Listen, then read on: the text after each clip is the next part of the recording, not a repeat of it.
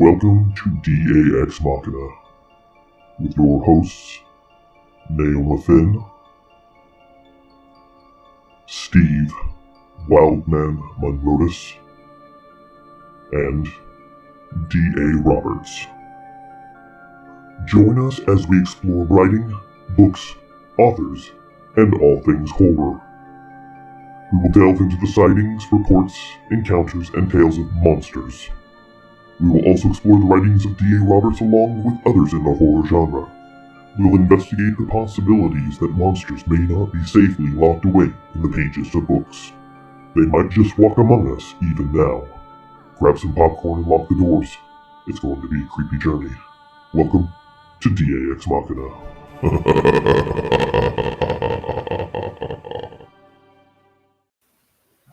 Good evening, folks, and welcome to the Wednesday edition of DAX Machina. Joining me tonight is Carrie Pocket Doc Davis and Naoma Finn from the Dixie Cryptid and What If It's True and Naoma Finn Storyteller podcasts. How are you folks doing tonight? Fantastic. Doc, how the hell are you? Wyatt, I am rolling. I was wondering, man. It has to be in there. It just has to be in there. Yeah. It's the staple. Naoma, how are you doing? Oh man, I'm so fine I can't hardly stand myself. Ooh. I can't stand myself most days. You're supposed to say I can't stand you either. Well, that would be a lie, though. That's true. That's the standard response for that. We can't stand you either. How are you tonight, DA? I'm doing all right. I mean, I got a few things on my mind. I'm probably not going to talk about on the air, but yeah, that's neither here nor there. I am excited for the show tonight because it is our big celebration for breaking the 2,000 subscribers. I'll get it out eventually. Spit it out, Porky Pig. But I'll get it out eventually. Well, good night. Good night, everybody. We broke 2,000 subs. Last I checked a few minutes ago, we were at 2,013 and climbing. So that is awesome. And tonight we're going to be discussing the Knights Templar, which is a subject I find very fascinating and something I've always enjoyed reading about. And I think it's going to be a good show. We're going to have some good giveaways tonight. I'm going to be giving away autographed copies of these two books right here. In fact, it'll be these two books right here. Doc, I think you're throwing something in the mix too, aren't you? We are indeed, sir. We're going to be giving away one of our brand new spear kit, special purpose emergency aid rig, with the Team Odin rocker. Woohoo! That is awesome. Fancy.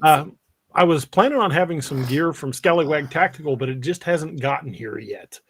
So I don't know when it's going to arrive. Things have been wonky in shipping lately. Yep. I had some stuff that was supposed to arrive 3 days ago, and it's still in Dallas, Texas, according to the tracker. So God knows when it gets here, we'll do some other giveaways. Yeah. But it'll still be a good one tonight. We'll do a couple of books. We got the spear kit from Doc, and we'll probably throw in some audio codes as well. So it's going to be a big night, folks. And I just want to thank everybody that's helped us get here. That's all of y'all in the audience tonight. That's Doc, Naoma, Cameron Buckner, Steve Munrotis. I mean, we've had so many people. Josh Jones has been a huge help. It's been a group effort to get us here, and we appreciate each and every one of you guys that have been with us through this journey. And it's been a lot of fun, and I can't wait to see where it takes us from here. Heck yeah. Northwood Scripted says shipping companies are not doing well with tracking these days. So that is no joke. They are not. Oh my God. We did express shipping from Amazon. We paid for like 2-day shipping, and it was like a week and a half before it got here. Yep. That's exactly it, man. Exactly it. Everybody saying hey to us. Hey, how y'all doing? It's good to see y'all too. Hey everybody, how's it going? How's your mama and them? and the dogs. Miss Vi, I'm just so happy that they around. I had an uncle who used to talk like that. Used to drive me nuts. Never word. Well, the funny thing is when Jeff Foxworthy was talking about how rednecks talk, he was describing my relatives.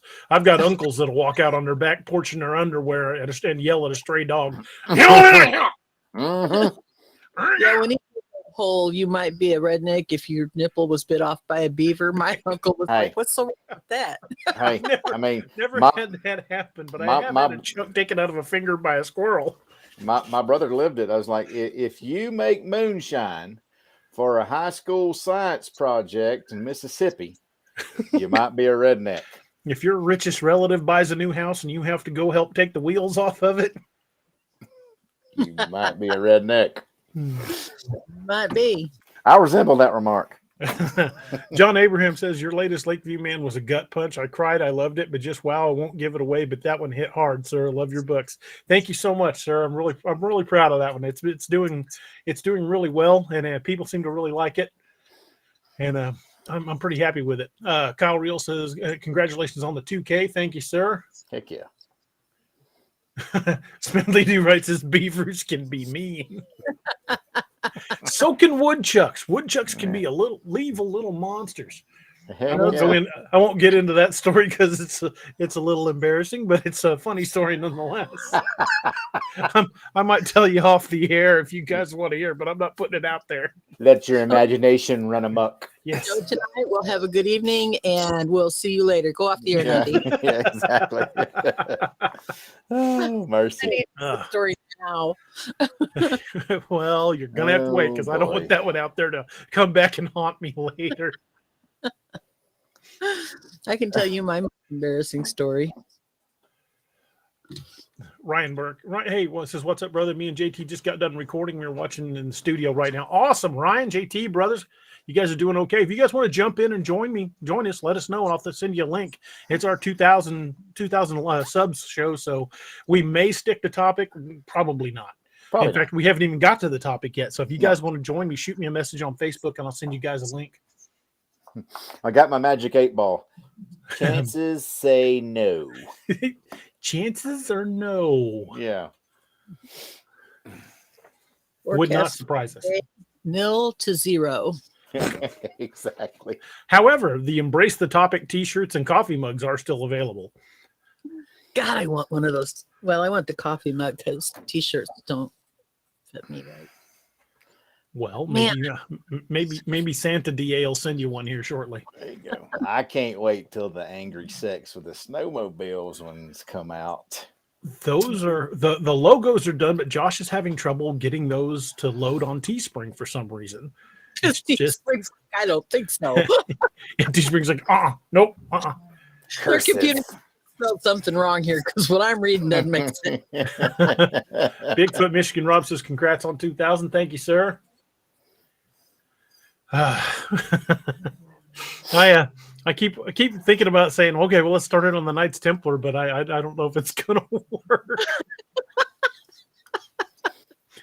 Oh my goodness. Knights Doc, Templar. what are you drinking tonight? I am drinking Baker's 7-year-old. Whew, Lord, Nice. that's 107 proof. Nice.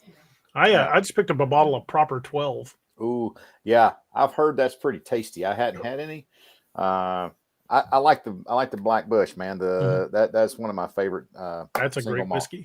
That's a great Irish whiskey. The Proper 12, when it first came out, it's Conor McGregor's signature whiskey. Mm-hmm. And I thought, well, it's just going to be like that Game of Thrones scotch. It's just going to have a name stuck on it. It's going to be pretty crappy whiskey.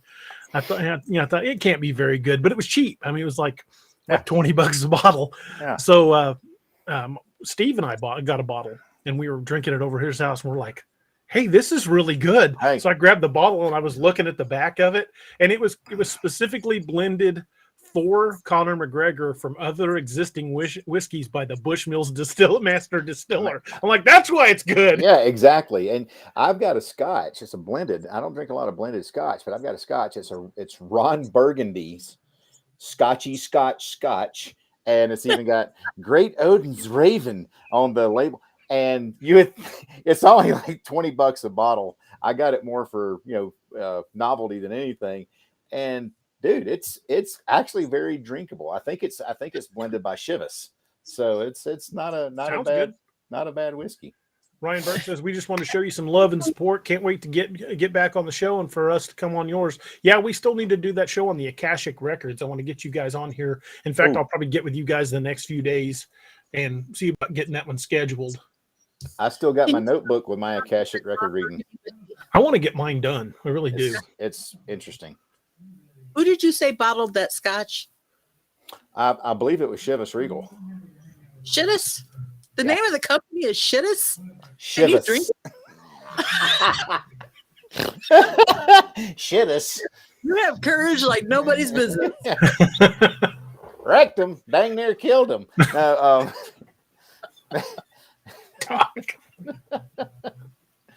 oh, there's a little medical humor there for you folks. Yeah. Like when my last checkup, my doctor's like, we're going to start discussing, now that you're in your 50s, we're going to schedule a colonoscopy. I'm like, you're taking me out to a nice dinner first. So that's the only way that's happening. Mine comes to the house. It does. Serious? Serious. Comes in a little box.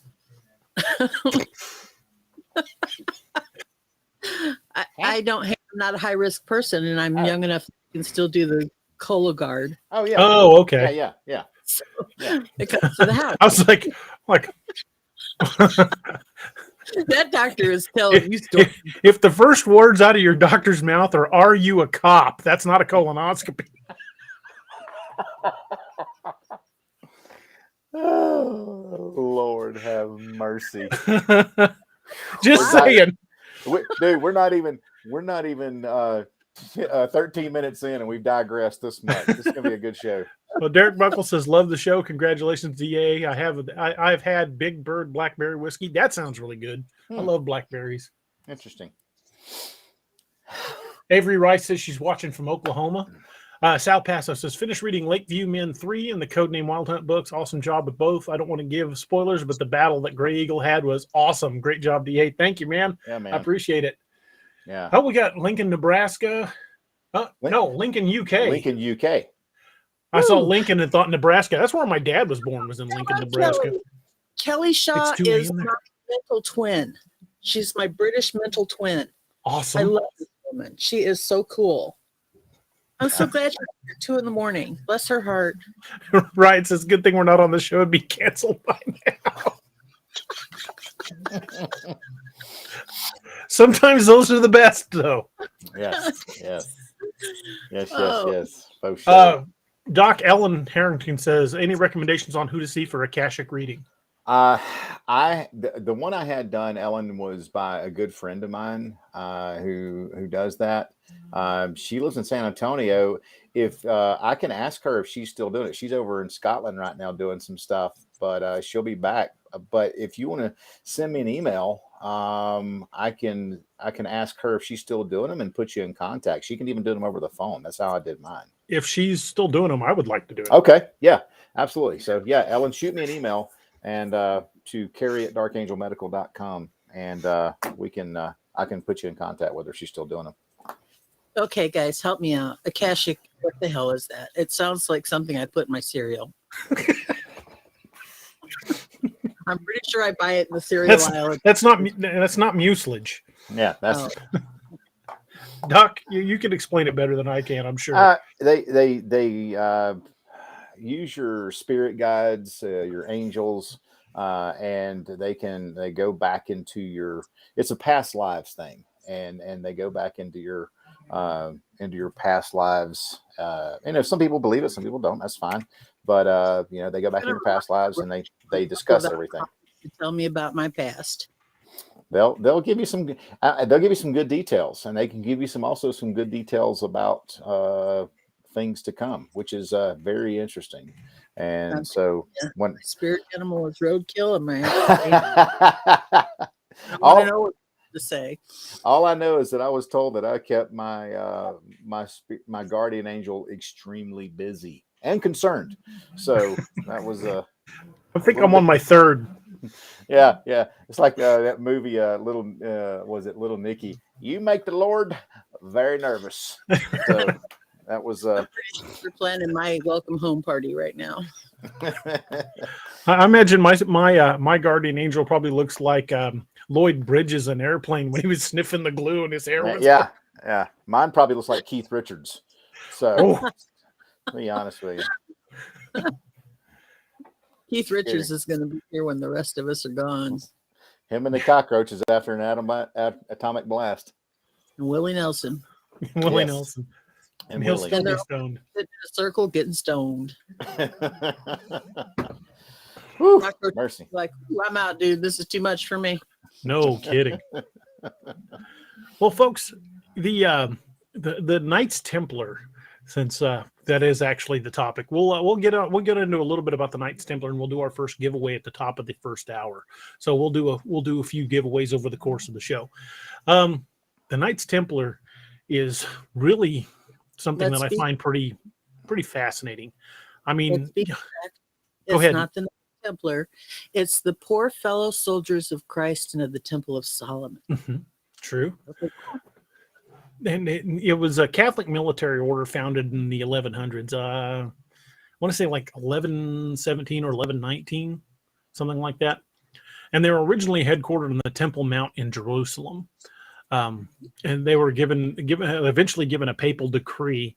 What do they call it? A papal bull for operation that allow them to operate outside pretty much any government control. They could come and go through any border, didn't pay taxes. They were a military order unto themselves, basically one of the world's first corporations, multinational corporations. They were founded to protect pilgrims who were traveling to the Holy Land after Jerusalem was liberated from the what was it, the Muslims. I was like drawing a blank there in the First Crusade, and they became extremely powerful. They are credited by and large with creating the world's first banking system. And when they were officially disbanded in the 1300s, I don't know that they really disappeared. A lot of them were put to death, and even now, the scholars will say that when the French king, I think it was King Philip. Yep. King Philip. Yes. Accused them of heresy and started killing them. Mhm. The only reason he did it was because he owed them a shitload of money and wanted to get out of paying it. But the Templars were extremely powerful. The treasures that they had collected over the couple centuries they were in effect have never been fully recovered. So there is God knows how much gold out there. Gold, silver, artifacts of things that they allegedly collected. And at one point, they even claimed that they had the head of John the Baptist, which I think that the 12 that got away spent that money on a cruise somewhere. they bought an island, Japan, I think. But they were extremely powerful and surrounded in mystery. And that's that mystery that still shrouds them today. There's some people that claim that they went underground. There are other orders of knighthood that claim to be directly descended from the Knights of the Knights Templar, but nobody knows for sure. And again, nobody knows what happened to all that gold. And there was a lot of it allegedly. One thing that I find really interesting about the Knights Templars is if you look at certain churches, there's one in Sweden, there's the one that they built in England for sure. There's one, of course, there's the original one, the castle that they took over in Portugal and rebuilt. Mm-hmm. They're all perfectly triangulated with to face. It's like the Orion's Belt story with the pyramids. Mm-hmm. I searched and searched and searched for 2 days trying to find the information that I found on that. It was a video of a television show that I had watched, and I could not find it. And I was hoping as I started talking about it, one of you would go, "Oh yeah," but clearly that's not going to happen. So, yeah. Sal Passos had a question. Says, "Are the Templars associated with the Illuminati in some ways?" If there's truth to the rumor that the Templars went underground and eventually became part of the Masons, I would say it's entirely possible. But I don't really know a whole lot about the Illuminati. My knowledge of secret societies pretty much begins and ends with the Templars and the Masons.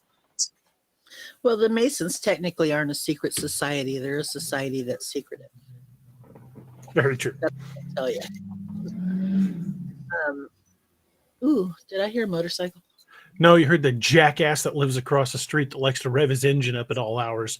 I've been very much considering building a Tesla coil and putting it underneath his hood. I want to fry that little shit's electrical system because he'll go out and rev that engine up at 3 o'clock in the morning. And you talk about something that'll bring you out of a dead sleep. It actually brought me to the door with a handgun one morning because I didn't know what the hell it was. By the way, I had knocking this morning. You did. But you're there by yourself is why. Yeah, it's a fun story. And I just want to add this, and we're going off topic again, and I do apologize for I am having the vapors. These vapors. They just do. I can't help myself. I just don't just get the vapors when I'm near you. But anyway, it was I don't sleep well when my husband isn't home. He sleeps really well when he's away from me. I don't sleep well at all when he isn't home. And I've been really rushing to get videos up, and I've got a couple other projects that I'm working on, and started a TikTok channel and all kinds of fun stuff. And so I have been going on minimal sleep. I sleep for a couple hours. I get up, come back over here and work on my computer. And I woke up in the middle of the night and I was working on my computer and I heard, and I thought, that is bizarre. It's not on the house, but I can clearly hear it. And I thought, what is that? Who is beating on something out in the woods behind my house in the middle of the night? And then I happened to go get a cup of coffee and I realized it's no longer the middle of the night. It's the guy building the fence next door. Yeah, that's what happens when you're overworked. You don't know what time of day it is. But man, I thought something was knocking out there in the middle of the night in the woods. Yeah. I was ready to go look out the window. Won't go outside, but I'll look out the window. Speaking of knocking, I've never really gotten into the whole tree knocking or yelling calls, but a buddy of mine sent me this in case I wanted to go out and do some tree knocking. It's a one-handed training bat. That ought to knock pretty good. So of course I stuck a Scallywag Tactical sticker on it. It's a tire thumper. That's right. So I might actually use that. Who knows? We'll see. John Doe, 12 Freemason, actually 24, got away. And 12 of them, their names made the list, but there were 12 that were never, ever found, ever. Hey, Josh. Now you can actually join, you can become a a Knights Templar today. Not the same, but you can still join. You just have to follow their moral code and their beliefs. There's an online sign-up sheet and everything. I don't know. I was only kidding about that part, but wouldn't be surprised if there is. Yeah. John Doe says in most nations the Templars were hunted down or disintegrated, except for Portugal where they were protected. Oh, yeah, he said that too. However, in Portugal they were merely rebanded as the Military Order of Christ. And that was where their first castle was. Yeah. Anthony says, D and Doc, I think we need to get Neoma. I think he means a 458 SOCOM for the house. If that's a weapon, no. She would hurt someone. Now, I think, didn't they back during the 60s, they started talking a lot about the relics since they had spent some time in Jerusalem, with the Grail and the Ark of the Covenant. And there was one thing, it was talking about witchcraft. Was it Baphomet? Baphomet, Mm-hmm. that was, yeah. Well, what happened was they started out being, they're basically warrior monks. Mm-hmm. And then they started doing, like crazy initiations, kissing each other's backsides and spanking the bottoms. We don't know that really happened. That was one of the allegations leveled by the French king. And, thank you, sir. May I have an... and when it comes to allegations by the French, they're not high on my list of people to But kind of like the old joke, how many French soldiers did it take to defend Paris? Don't know. It's never been tried. Your father was a hamster and you smell of elderberries. Yeah. But they did apparently begin to worship Baphomet. And of course, what we know what Baphomet looks like today is actually, that's only been about 120 years or so that image has been around. Levy, I can't remember his first name, but he created that image, I believe. And I think Aleister Crowley kind of refined it, and then Anton LaVey modernized it. But that's the goat-headed god. Yeah. And it's got a male and a female arm, and it's got separate and together coagula on this hand, and I don't remember the Latin word for separate on this one. And Solve. Salve and coagula. And it's there's all kinds, there's the spirit, there's the flame of wisdom over its head. It's got all kinds of symbolism, but it is. Now, that was a speculation, though, wasn't it? That was one of the allegations by the King of France. Okay. That they spat on the cross and were blasphemers, and basically they were absolved of all of that by the Pope after the death of King Philip, who died. Well, basically they burned some of the temple masters of the temples at the stake. De Mornay. They burned him at the stake, and he cursed them from the flames. He said that God will soon judge all three of us, meaning the King of France and the Pope. And he said at that point, then we'll see which one of us is the liar. And that same year, well, within weeks, the King of France was mortally wounded in a hunting accident and died like horribly, from the wound. And later that same year, the Pope died. And, a lot of people say that was basically God's judgment on those two for unjustly killing and accusing the Templars. But the French king owed them untold amount of money, and the most scholars agree today that the reason he leveled all those claims against the Templars was to get out of paying them. Yeah. And Martin Napier brought up a good point. He said they were willing to die in God's name, so I doubt they worship demons. Yeah. So Unpopular this statement for UDA. He says he has some French rifles, never been fired and only dropped once. And Baphomet is such a. Some people say Baphomet, but I do think it's Baphomet. It's intertwined with so many different things that it's easy to bring it up and hand it over. I mean, there's a Baphomet statue floating around the United States right now, visiting all the state capitals, I believe. Yep. So, but that particular incarnation is not what Baphomet originally apparently looked like. That's a very new goat head. I mean, it was always a goat head god, but the image that we see today was created recently. Okay. And there was something too. We're talking about the relics. Derek Buckles had a question. Did the Templars move the Ark of the Covenant to Ethiopia? I believe there's speculation that it was moved to that Lalibela down there in Ethiopia. It's that monolithic church.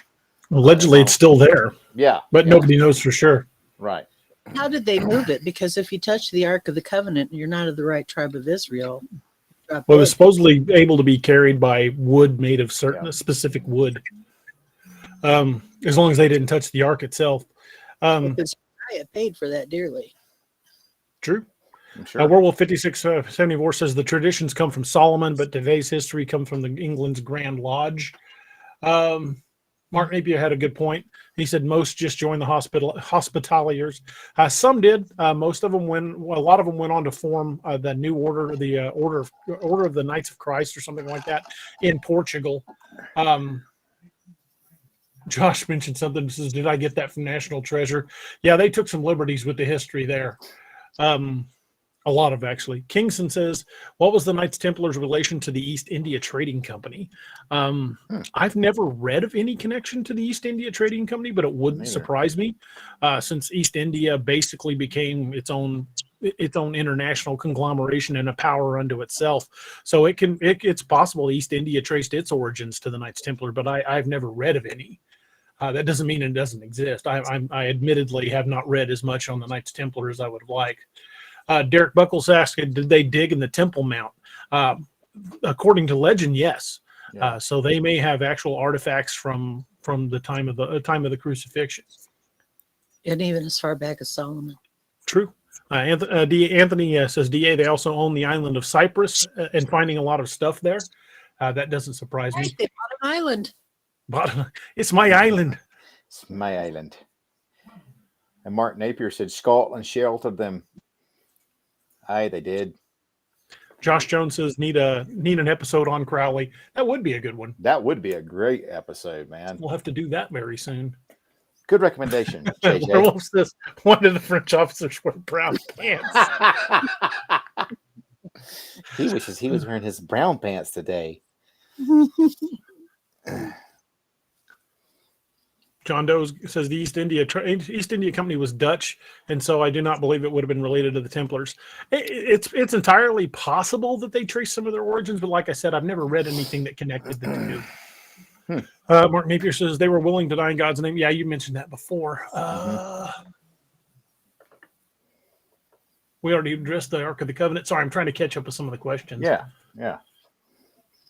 John Doe says you'll find that the church is very notorious for its accusations, most of which were extracted from enhanced interrogations. No, yeah, most of the interrogations of the Knights Templar were later recanted, but they were under extreme duress and torture. I mean, dude, let's look at the Spanish Inquisition. Holy smokes, man. Nobody expects the Spanish Inquisition.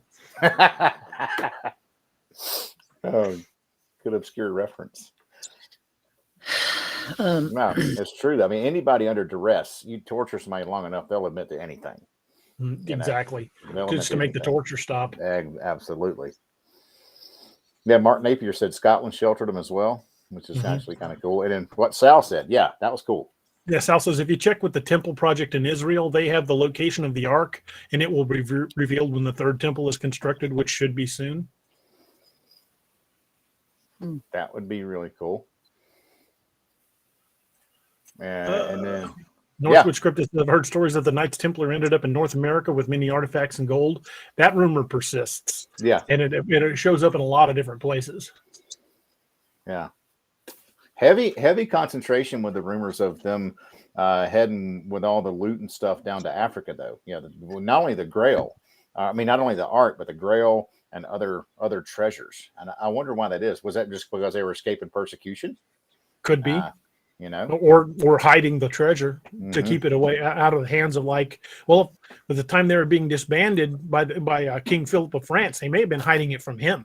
Yeah, because it was just pure greed and not wanting to pay his debts why he went after him. Heading off to Island, Japan. I wonder if that would work. Do you think I could, grab a couple guys with swords and march into my credit card's office and just start lopping off heads until I get my debt relieved? But you can start lopping off heads, but I don't think it's going to relieve your debt. I don't think it's going to Good point. Northwood Scripted says my torture stopped when the judge signed our divorce papers. That's funny. John Doe says the Oak Island treasure is sometimes attributed to the Knights Templar. I've heard that. Mark Napier says they had a large navy which disappeared practically overnight. That's interesting. This is a good comment. Kelly Shaw says the Templars were known as God's bankers. They were richer than entire countries. That's why the French king ordered them to be disbanded, but most were killed. Some fled overseas, taking their riches with them. Kelly's husband is really into Knights Templar. That's why she's with us tonight, because I told her that's what we were going to be talking about. So I hope he's sitting up with her. Maybe not. But I'm sure she's. If he's got anything he'd like to add in, I'd send the guy a link if he wants to join us. Yeah, absolutely. Yeah, that'd be very cool. Yeah, I would be more than happy to have somebody on that knows more about the Templars than I do. And Derek Buckles had a question. When they were disbanded, weren't they disbanded in like the early 1300s, mid 1300s, something like that? I'm trying to remember when it was. Somewhere around 1312. Okay. Okay. somewhere around that. It was the early 1300s. I know that. I want to say 1312. Yeah. So I mean, what crusade would that have been? That would have been. That would have been maybe the the crusade. fifth. Maybe I the don't fifth know. crusade after they lost Jerusalem. Okay. Yeah, I think it was around the fifth crusade. Okay. But at that time, the Templars had a larger standing army than some countries, Mm-hmm. and with the ability to move that army anywhere they want without regard to borders. I mean, yeah, some of their largest, they were over 20,000 strong, were they not? Yeah, in some cases. John Doe says ships of the day and that type simply weren't capable of braving the Atlantic with much chance of surviving. See, that's where I might have to disagree with you, because we know that both the Vikings and Egyptians were able to cross, vast oceans, and the Egyptians did it with boats made of reeds. So Yeah. if a boat made out of basically reeds cut from the Nile can cross the Atlantic, it can easily be, hell, it could be done in a kayak if the seas were calm enough. FYI, there are fish who eat reeds. True. Real fast, buddy. There are also fish that eat people. They're called sharks. Yes. Yep. Yeah. Well, Papa Bear had a good comment. Go ahead. I'm sorry. So the tie of the Templars and the need for the Catholic Church to gain a foothold in the U.S. have had major impacts on the U.S.'s first 80 years. True. Yeah. Yeah, you can divide the U.S. up into the French, the Dutch, the Portuguese, the English, and the Spanish. And the Catholic countries were the more aggressive of those, trying to get a foothold. So, well, we know that any number of people may have found the North and South American continents before Columbus. It just didn't get credit. We know from the Viking settlements in what they called Vinland at the time, which we know is Nova Scotia. And we've also got the Heavener runestone, which is in Heavener, Oklahoma, which dates to the late 8th century. It was carbon dated in the late 890s or something like that. Yep. And that put the Vikings in Oklahoma, 600 years before Columbus. Yeah, and Sal had a good too. He said, yeah, the Portuguese did it too. They have Portuguese graves have been found dating back to before Columbus. I mean, so look at the predominant language. I mean, Brazil, they speak Portuguese. So very true. Yeah, the Portuguese were definitely a major player in settling the New World. So the Knights Templar, they weren't originally, like we were talking about, they weren't a secret society. They were a society with secretive operations, but were, secretive intent. Yeah, secretive intent. But they were, I guess, under the persecution of the King of France, they were forced to kind of go underground. Yeah. Yeah, pretty much. William Bedard says, give us a super chat. First one of the night. Awesome. Thank you, sir. Says, so where do the Knights keep all their wealth? The Knights were the first ones to issue letters of credit. People that would be traveling to the Holy Land that didn't want to get robbed would give however much gold they wanted to take with them to the Knights. The Knights would write them a letter of credit, and when they arrived in the Holy Lands, they could go to any of the Knights Templars locations, give them that letter, and be given gold in that amount. So they were the first ones to do that, basically creating the banking system. So the Knights had strongholds of gold all over Europe and throughout the Holy Lands. And when this basically execution order came down from King Philip and the Pope, most of it just vanished, and we still don't know where it went. In short, William, if I knew where that was, I wouldn't be sitting here now. Well, I would. I'd just be on a much nicer chair, have a nice gold tone to it. Yes. They were be doing like Mr. Burns. Excellent. We're picking up a little bit of backplay from somewhere. I don't know. I'm in my cave. I didn't turn off my fan because I was running late and my furnace is running. It sounds almost like we're picking up a little bit of our own audio. I don't know. I'm on these headphones and there's nothing else playing. Yeah, so. same here. I don't know where it's coming from. It's probably coming from me because if I can't hear it, that's the first sign that it's coming from me. And I can't hear it. But I'm set on everything to the same headphones, same speaker, or I mean microphone. That is different. I don't know. I am so sorry. I can stay quiet. No, we don't want that. No. I just don't know where we're picking up. I mean, I don't even have speakers on. I've just got my headphones. Yeah, that's all I've got is. But I have to be careful because sometimes my headphones are set to the computer and the microphone's set to the broadcaster and the computer's other set of headphones is a speaker, and it all gets crazy here. But I just went through my system and I'm all synced, so I don't know. God knows. Mine's coming from me because I hear it, and if I can't hear it, it's always coming from me. It's whoever's listening in on us is what it is. It's my neighbor building that fence. Mark Napier may be correct. He says, I believe they started the Swiss banking system. Oh, we got a super chat from Josh. Josh, thanks, man. He said Templars disbanded in 1312. Right on. AJ says we're picking up audio feedback, so I guess they are hearing it. I don't know where it's coming from is the weird part because I don't even have speakers on.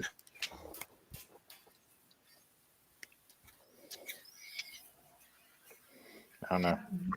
I'm pretty much deaf in my left ear, so Now I hear it.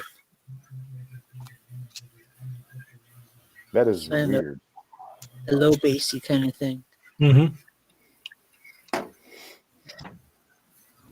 Well, while we're trying to figure it out, why don't we go ahead and do the first giveaway? All right. Josh, have you got Nightbot running, or do I need to fire it up?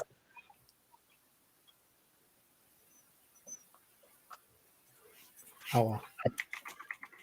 Today, I consider myself. No, I'm not hearing an echo. It's like just like almost. It's voices, but it's almost static. It's so faint. Yeah, it sounds really muffled to me, but hell, everything sounds muffled to me. But Josh is getting Nightbot ready, so we have to wait a few minutes to let everybody get a chance to get commented into the system because Nightbot trails behind a little bit. And Werewolf says it's the Death Star. So, what are some good juicy Templar legends? Naomi, go ahead. They like to spank each other. Thank you, sir. May I have another? That's weird. They spin on the cross. I'll tell you something that's really interesting. With this back scratcher.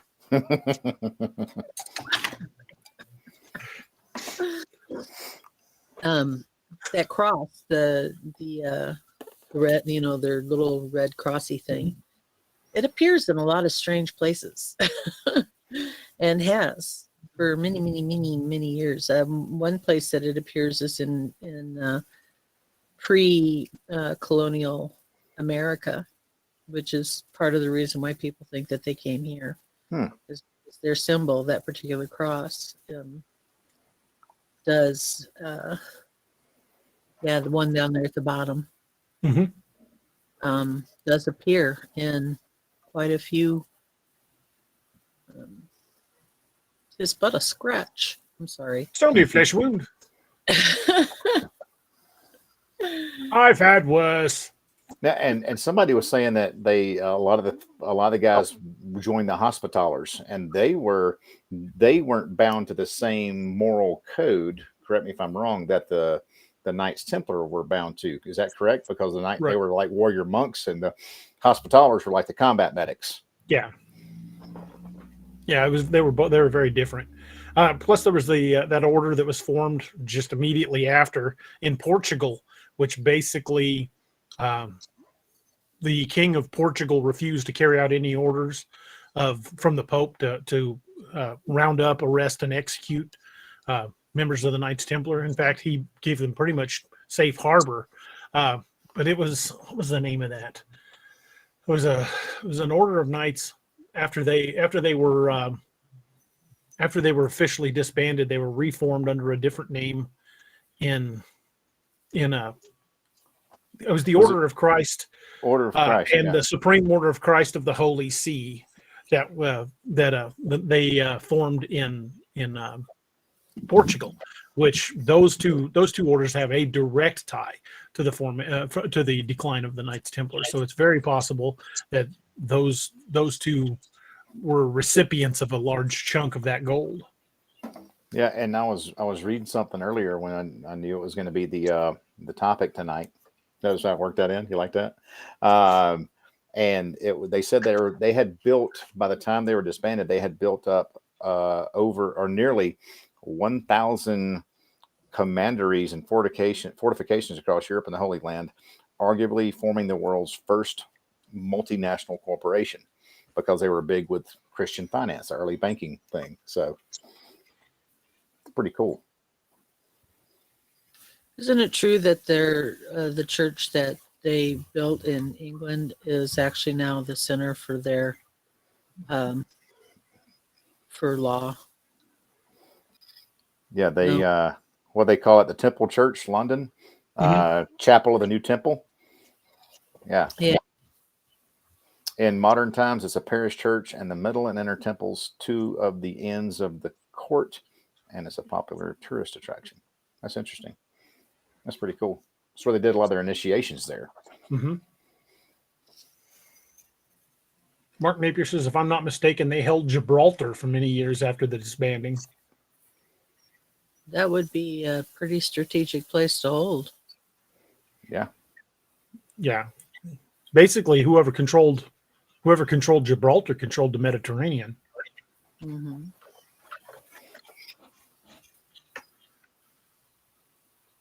Really quiet in here. Sorry.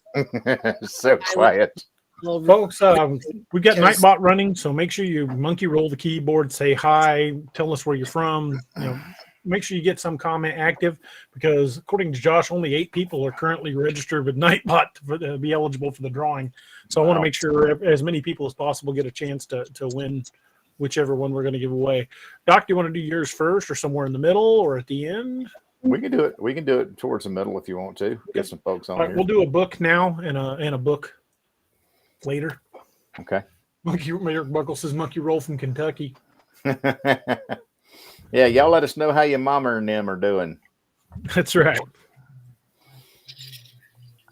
Yeah, we want to get some good stuff in here. Hey, how many folks are you showing on YouTube right now? I'm showing where I see 57 on the stream here. That's what I'm seeing on there on YouTube. It says 55 on YouTube, so a couple must be watching from Facebook. Okay. If you're watching on Facebook, go over to the YouTube channel and check it out there, because YouTube, whatever, does not work and play. I'm sorry, Facebook does not work and play well with Nightbot. Nightbot doesn't notice it. So if you want to be eligible for the drawing, you need to be on the in the chat, actively engaged in the chat on the YouTube channel. Good. Yes. Oh, do you guys know why there's 2 knights on a horse? Why their seal is that? To show they were had taken a vow of poverty. Of all They things. were poor. That they were so broke they couldn't afford horses for all the knights. Yeah. John Doe says, I wouldn't put the Templars in North America when their navy was specialized for the comparatively calm waters of the Mediterranean, and more importantly, they had much more promising areas to move to. Maybe. Again, we don't know for sure. The records don't exist or were destroyed of what happened. And if Christopher Columbus, had the ship technology to cross the sea, we know other people did as well.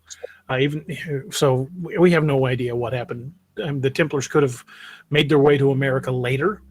Could have hid the gold somewhere. There's lots of places in Scotland and Europe that they still held lands and control, especially Portugal, where they could have held the treasure until such time as they could expand to the New World. But there are Templar influences in the Masons. There are Templar influence in other knighthoods. So basically by banning them, all they did was sent them underground, and their tendrils went out to other organizations. So who knows how many of these other organizations were either absorbed by or infiltrated by high-ranking members of the Templars that went underground. Hey, technical question from Torsten Brock. What's the YouTube channel called? Can't find it. The YouTube channel is under D.A. Roberts Author. I will copy and paste the direct link for this particular show. So if you're watching on Facebook, watch for that link that's popping up now, and just follow that straight over to Facebook.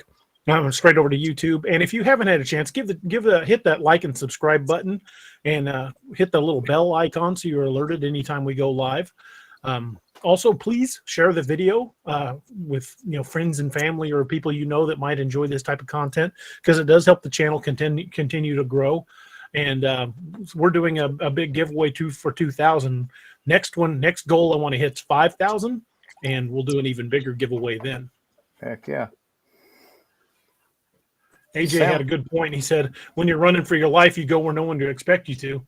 Good point. And Sam Milton says, were the Knights Templar responsible for the formation of any country? We know at the time the Knights were disbanded that they were looking to basically create a country unto themselves. We don't know if they actually did that, or they could have possibly been involved in the creation of the United States. Yeah. We just don't know. By that point, they were forced underground, and they could have popped up anywhere. Their roots could extend to virtually any country that was formed after 1312. Yeah, and they certainly had the wealth to do it too. Yes, they did. They did have a hand in forming Star Wars. Okay, I'll bite. How's that? So inspired by them that he actually, in the original script, called the Jedi Templars. Oh, that's pretty cool. Mm-hmm. Running around with a big red cross on their tunics. Might have been a giveaway. But yeah, that's how deep into the Knights Templar he was. Yeah.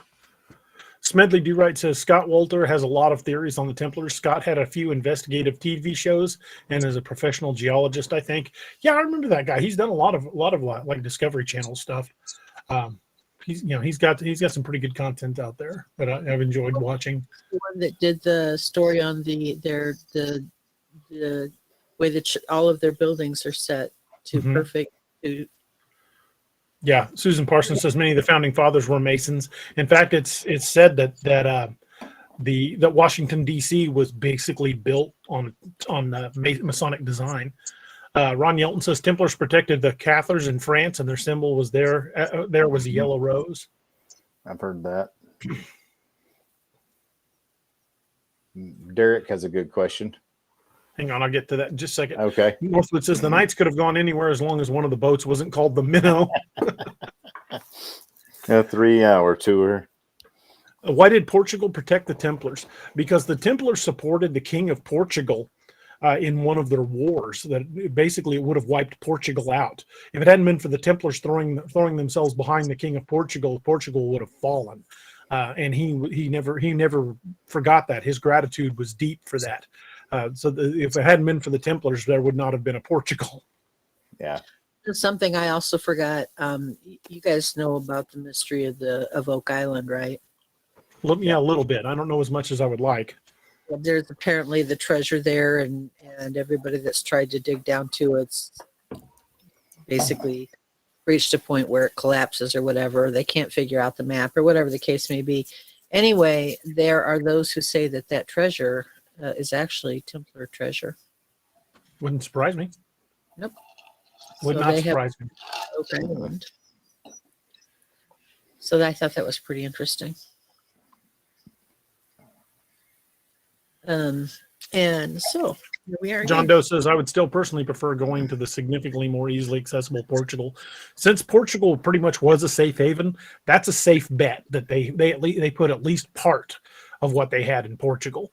Now they could have later moved it or even housed all of their treasures in Portugal for that time being, but they learned from hard example never to put their eggs all in one basket. So I seriously doubt they put everything in Portugal. They would have, I'm sure they probably put some in the castle they controlled in Portugal. But I doubt seriously they kept everything in one spot so it couldn't be seized easily.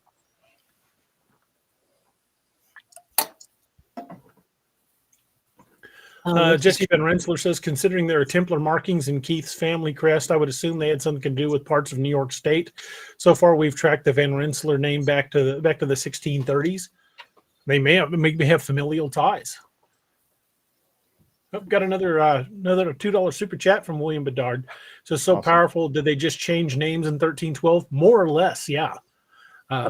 There's those two orders of knighthood that were formed in Portugal that were pretty much just direct lineage of the Knights Templar. Plus, like we were saying, a lot of them joined the Knights Hospitalier and a few other orders of knighthood. But by and large, I think they basically just changed their name and went on with business as usual. Yeah, and to piggyback on what Naoma was talking about, Oak Island, I believe they found some stuff there. They found I think they found a Templar coin. They found a cross, which was, they related it obviously to the Templars, but they did find a Templar coin there. And this has been almost 10 years ago. Yeah. Hooter Transport says Portugal it means port of the Grail. I didn't know that. That's interesting. John Doe says in other areas they were hunted down. Yeah, in a lot of cases they were hunted down, burned at the stake, tortured, but they were later exonerated by the Pope, who basically recanted all of their claims of heresy and said that they were unjustly accused, and that it had basically been an attack by the King of France. And I strongly believe that's the case. But I think the Templars learned their lesson and never reformed because they weren't going to give anybody the chance to do it again. Yeah, they don't want to go above the radar at that point. Right. They'd already gone underground. They weren't going to come back up. John Doe says, actually, there's a theory that part of the reason Portugal would have dominance at sea and eventually be the nation to discover North America is because of their acceptance of the Templars.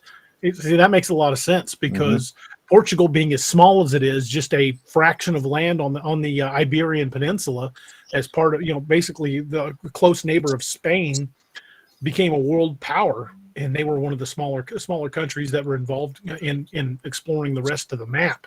And the simple fact that Portugal had so much power and influence is probably a direct lineage to the Templars. At least that would be my theory. Josh, how many have we got now? People, he says, I waited too long. Okay. Well, how many do we have on the list now, Josh? Sorry, I got confused. We were actually discussing the topic. God forbid. Yeah. That never happens. No. Josh says 10 people fell off. Everybody keep commenting. Throw in a comment. I got to talking, so only 13 people eligible right now. I will read this, and by the time I'm done reading this, we will have them all back on again, right?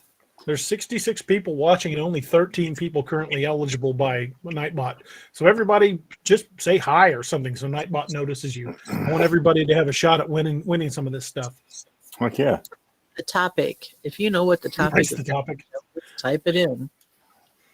And if you do, let us know because we're clearly lost. So anyway, the Knights Templar were kingmakers.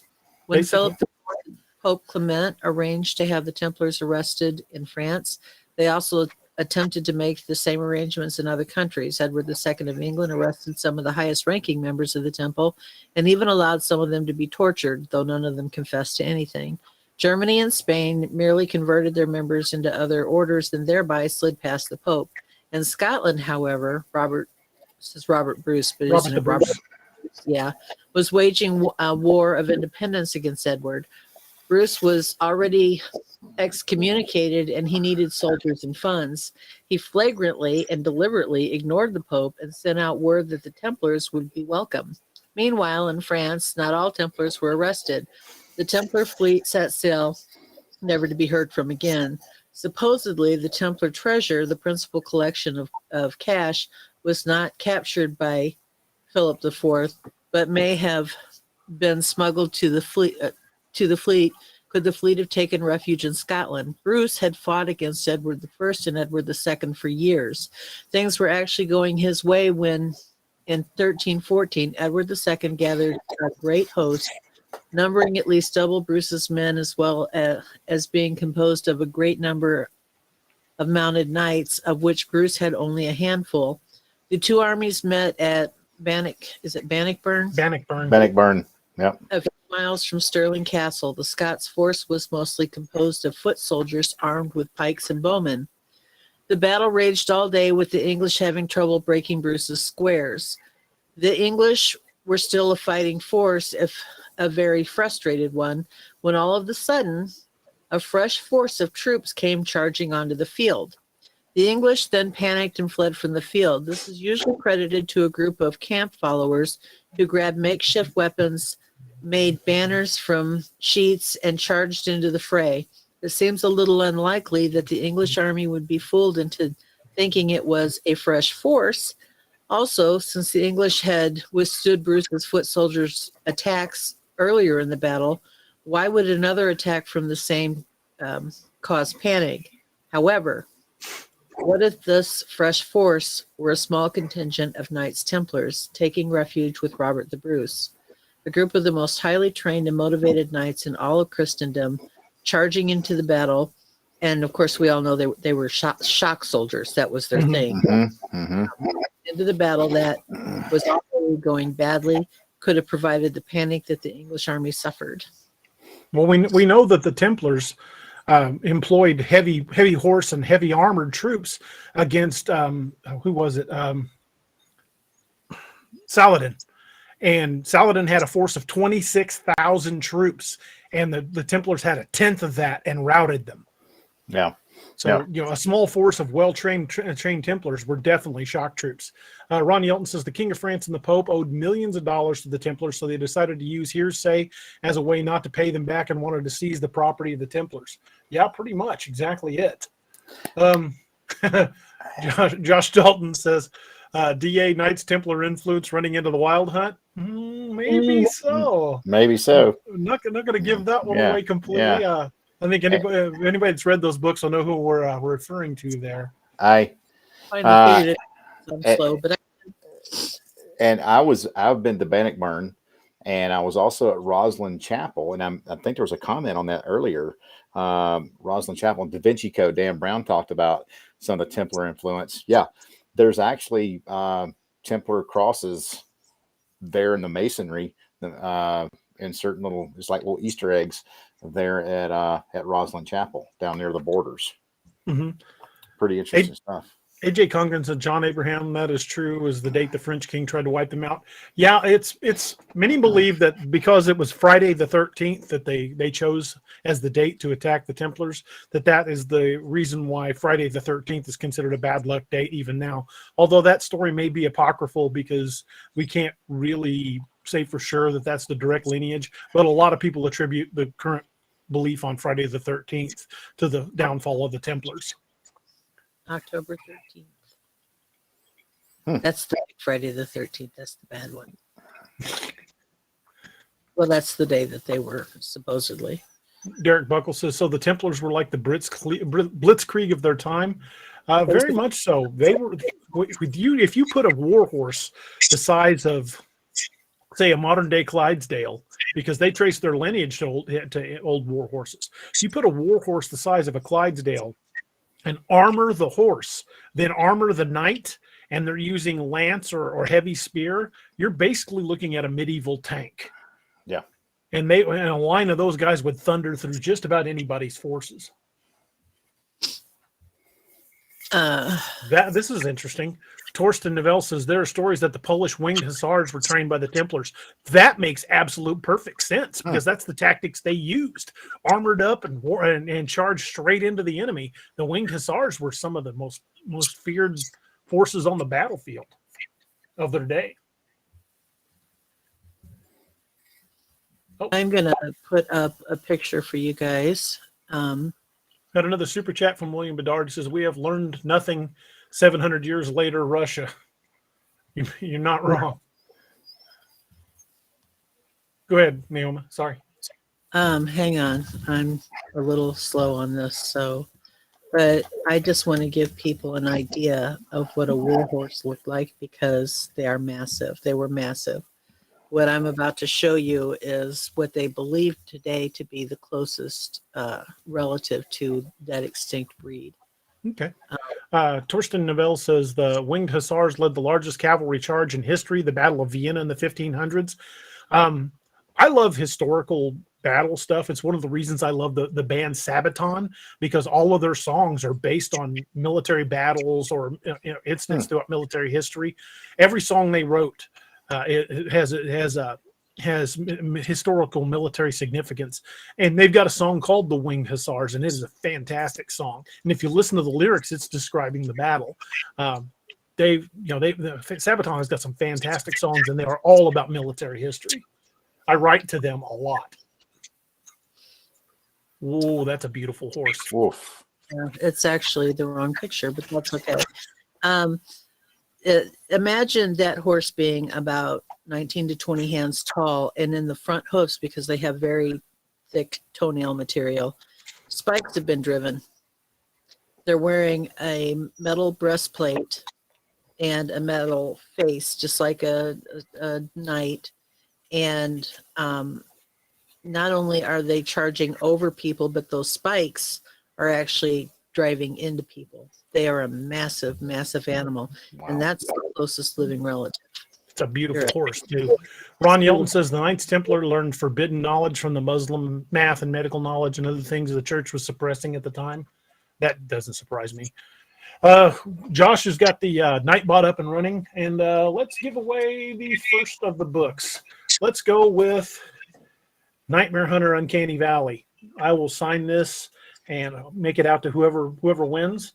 And Josh, roll this one. Let's go ahead and give away Nightmare Hunter Uncanny Valley.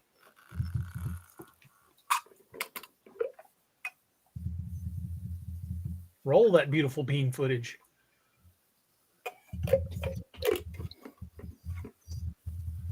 Eli Hairston, he says, question with DA, would you spell the name of that band? It's Sabaton, Saboton, Sabaton.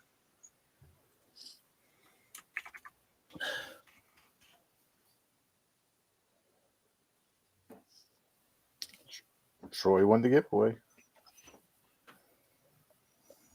Where's it at? Yep, That's there we right. go. Okay, you brought it up on screen. Troy's won the giveaway. All right, Troy, if you'll contact me at daroberts@daroberts.net. Let me put that up. Where's it at? Maybe Helen can win the next one. Where is my? There it is. Okay, I was overlooking it. Troy, if you'll email me at this email address, daroberts@daroberts.net. Make sure you let me know your shipping address and how you want the book made out, and I will get that out to you probably in the next couple of days. We're under a winter weather advisory. It's supposed to get nasty tomorrow, so it may be Friday or Saturday before I get it out. So tomorrow's supposed to get ugly. Yeah, it's nasty here right now. So I'm surprised. And that's the front that's coming our way. Yeah, I'm surprised I got good connection, honestly.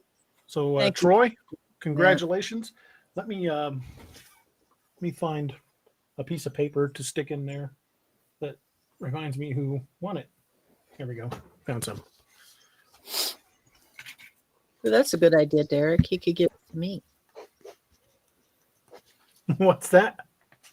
Derek says, "Yeah, I suggest giving away a Kindle for 5,000 loaded with your books." And I'm like, I wouldn't be eligible. Oh, I don't know. I'd chip in for that. That'd be kind of rad. Yeah. Give away a Kindle loaded with all of the books. Yeah, that'd be interesting. I'd chip in for that. I'd do it for 10,000. Yeah, maybe do that for the 10K giveaway. John Abraham says, "How do you enter the giveaway?" I missed that. Just commenting in the comments here gets you loaded into the giveaway. Just folks keep commenting because we're going to be doing these randomly throughout the rest of the show. We got a few others we're going to be giving away. I've got another book. Doc's going to be giving away a med kit. I've got some audio codes. And who knows, we might get crazy and just throw in another book. I don't know. We'll see. And I'll give away a smile. And that's worth $1 million, Naomi. You make us laugh. That is. John Doe says Sabaton is probably one of the best history bands out there. I would agree. They're a fantastic band. I'm going to have to check them out. Jock, you're going to like them. I mean, they've got battles from all throughout history, all the way up to modern times. They've got songs about that. And I actually got in touch with the band Sabaton and asked them if they had heard of the poem that Patton wrote, Through a Glass Darkly, and they hadn't heard of it. So the next album that comes out by Sabaton, if they've got a poem about, they've got a song about Patton's poem, that was because of me. Right on, man. That's pretty freaking cool. Yeah, well, we'll see. I mean, hopefully. You ever seen that little girl that does the Elvis Presley trilogy? Oh, it's the cutest thing. Anyway, about every 5 minutes, just Daddy. And she starts singing the Elvis Presley trilogy, and she's like, I don't know, like 18 months old, and so she doesn't actually form the words, but man, the expression on her face. And it was the expression on your face. With the hands in with the other. Well, that's the end of the coffee. Oh no. John Abraham says, "Is that the new Nightmare Hunter book?" Yes, it is. That's the one that just came out a couple months ago. Nightmare Hunter Uncanny Valley. Well, DA, I'm getting into Operation Lily, and there's other stories in there. I was reading them last night, and I'm really enjoying that one. That's a good.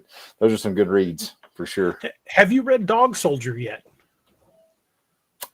I have not. No, I think I'm in the third story in that. Well, when you get to Dog Soldier, I can't wait to hear what you think, because a certain combat medic shows up in that one. That's pretty cool. Right on, man. Hey, Doc.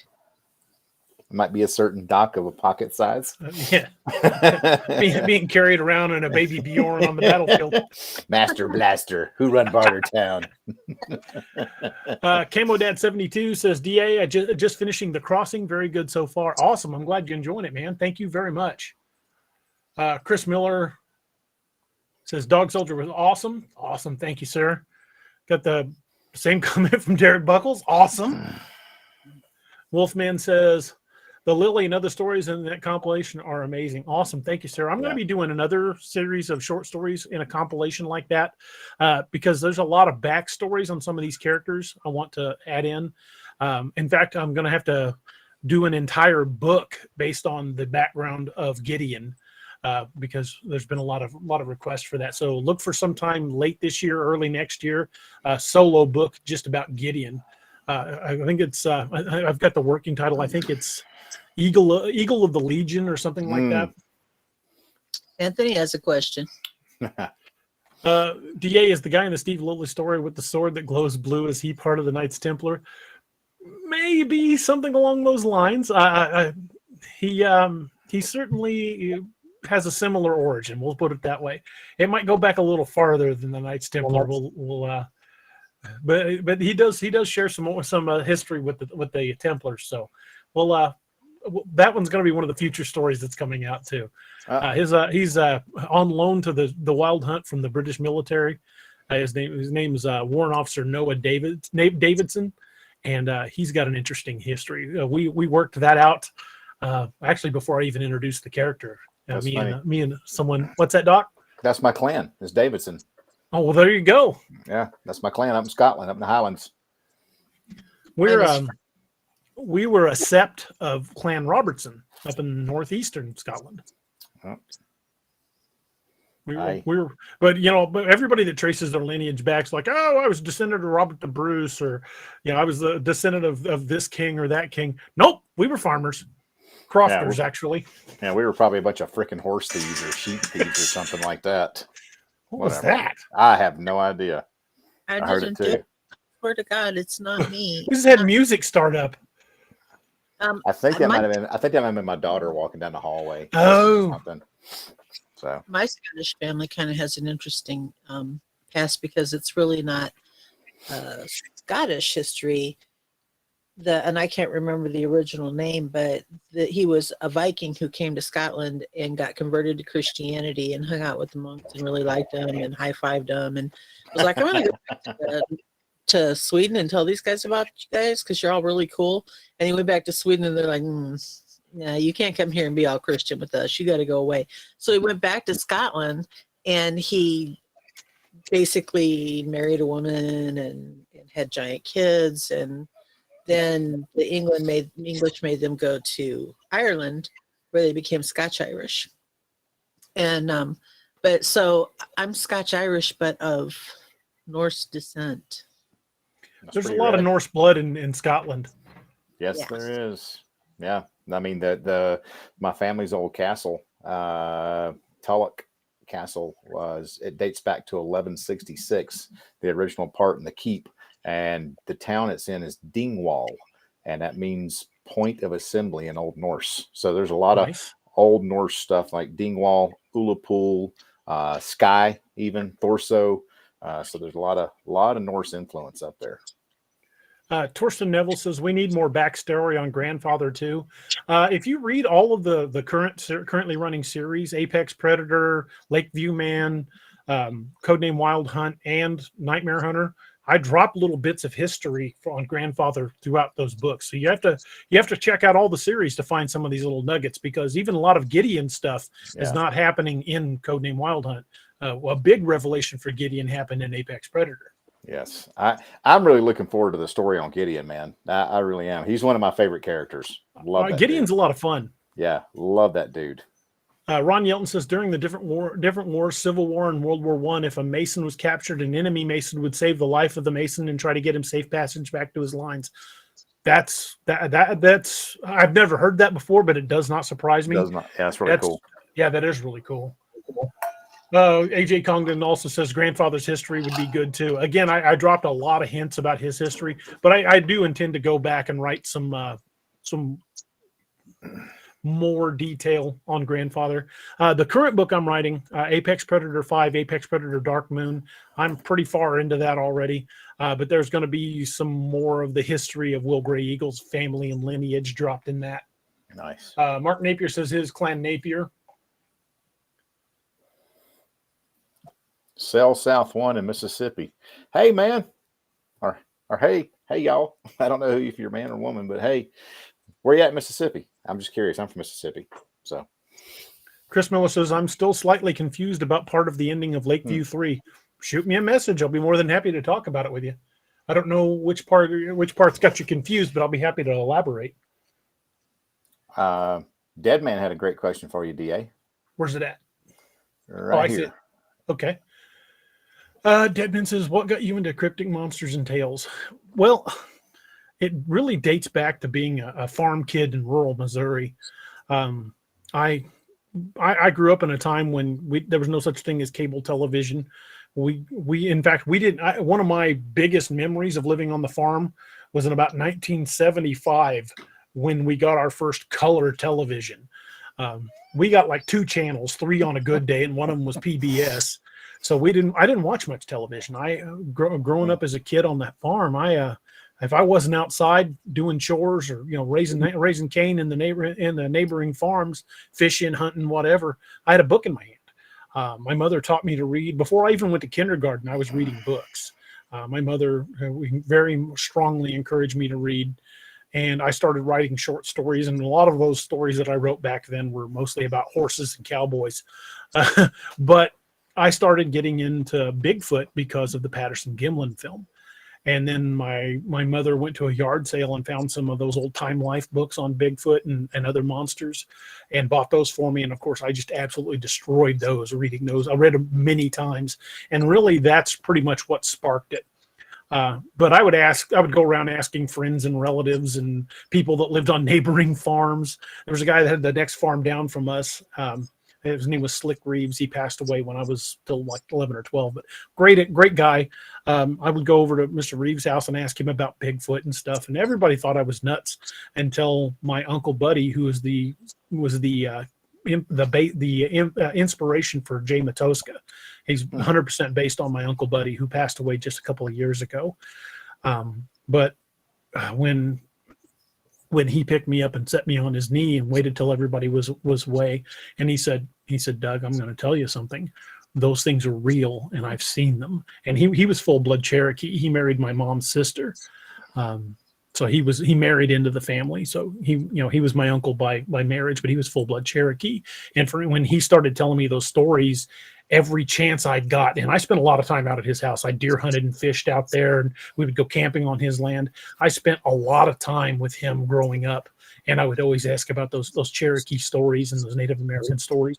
And he told me so many stories and stuff that I couldn't look away. I mean, the first time I heard the phrase "Oolonga Dog Lala" was from him.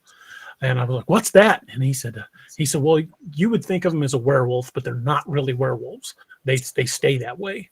And it was years later that I even heard the phrase "dogman." I never heard anybody call him "dogman" until probably 10, 15 years ago, maybe 20 years ago. It was early 2000, so around 20 years ago. But I knew about the Native American legend of the Oolonga Dog Lala before I ever heard the word "dogman."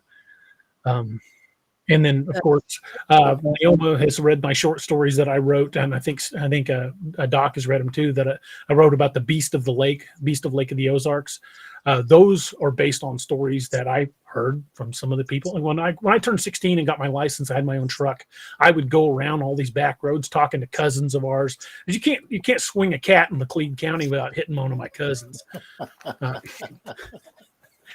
That's my grandpa's phrase right there. You can't swing a cat without hitting a cousin. I've heard that several times. Yeah, man. But that's the way it was up there. And I drove around all those back roads all the way between Lebanon and Lake of the Ozarks.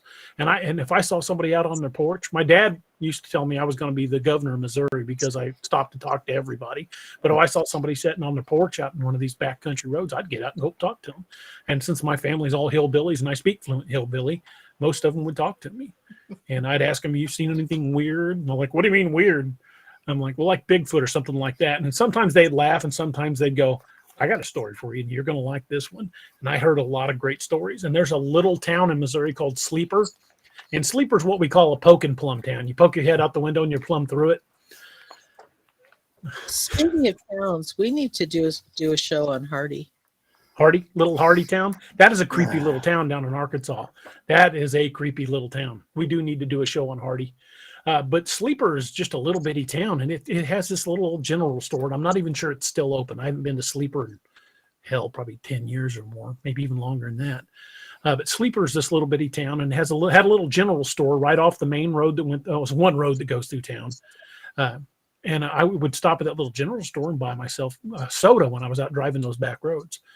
And there was two old guys sitting out there in wooden rocking chairs out on the front porch of that little general store.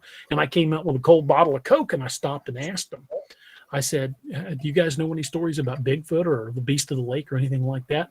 And they kind of looked at each other and looked back at me and smiled. And they said, "Son, you buy us one of them cold soda pops, and we'll tell you all the stories we know." And no greater investment have I ever made. I went back in that store, and I think they were 50 cents at the time or a quarter, something like that. I bought a couple more glass bottles of cold Coca-Cola and took them out there and handed them to them. And I sat there for hours listening and telling me stories about the Ozarks. And I'm sure they're both long gone now. Both those guys were probably in their 80s at the time they were telling me the story, and that would have been about 1986 or 87. But yeah, I traveled around collecting Ozarks lore, stopping and talking to folks, and I love those stories, and I wanted to share the Ozarks that I experienced as a kid in my books, and I try to showcase a lot of the places that I've been and some of the creepy stories I've heard. Hope that answers your question, because I kind of went on a tear. He kind of went the long way around the barn a little bit, but yeah, I was swinging a cat on that one. That was awesome. That's awesome. So the Templars. Yeah, I kind of got off on that. They That's a came good to the question. okay. Ooh. Derek Buckles says, "Is Apex 5 about a war between Dogman and Bigfoot in the LBL?" Apex 5 is more a story of redemption, but it will involve Gugway and Dogman. But it's a story of redemption, in particular about one character. So it's very much a story about redemption. Nice. John Abraham says, "Grandfather and Gideon history together would make a great book." Let's just say those guys have known each other for a very long time. A very long time. Yeah, I kind of picked up on some of the books. They've definitely got some history. They were at the Chosen Reservoir together, and they knew each other before then. Yeah, frozen chosen. Got another super chat from William Bedard. Says, "Dogman is a living pre-flood soldier." Very much could be. I mean, the cynocephaly condition has been reported for centuries.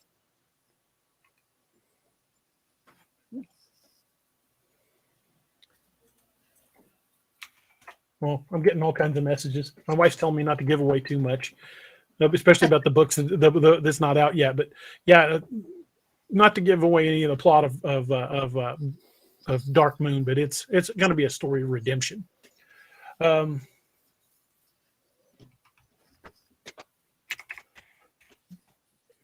Hang on a second. I've got a flood of messages. Interestingly, my name means new moon. I'm going to post something in chat from Josh Jones, since he's doing the video game. Because if anyone is experienced working with Wiki, please email me at joshjones@alltower.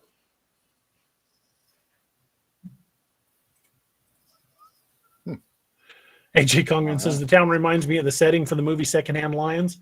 Sounds like he's been to Sleeper. I love the scene where Robert Duvall kicks those kids' butts. And then basically gives them the talk. Yeah. And I have only loved one woman. With a power and intensity a flea like you could never understand. I love that movie. That's a great movie.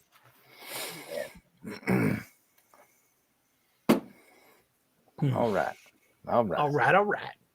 Got 74 people watching. I don't know how many people are currently being considered by Nightbot, but we do have other giveaways coming up. We are an hour and a half in.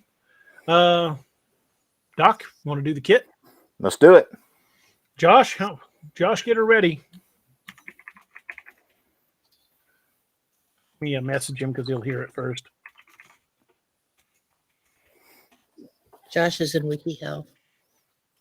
Don't ask me. I don't know. I don't know how to do a wiki. Yeah, everybody get a throw in there, and we're going to do kit. Getting a lot of comments. Good. Keep it going. Will do. Waiting for Josh. A lot of people want that kit. Good. Says, me. Troy, you can't win again, man.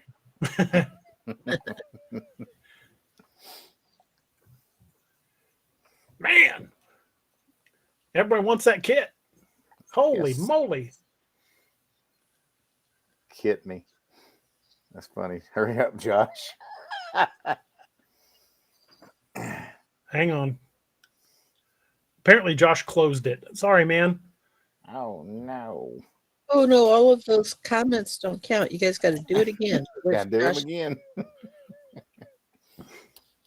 In the meantime, my name means dark or moon, new moon, or, dark moon. Just saying. Really? I didn't know that. That's pretty cool. New, Neo, moon. That's very cool.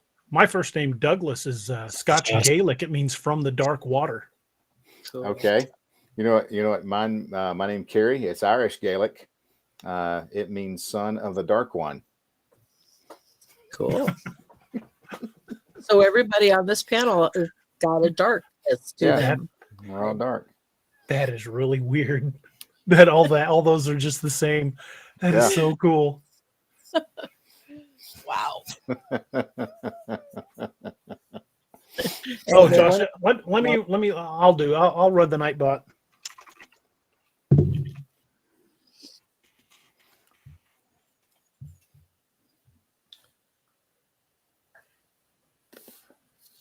See what happens. Let me load Nightbot. Josh is having some technical difficulties. I like that werewolf. Kits for the pull. Might I have a scrap of hemostatic gall, sir?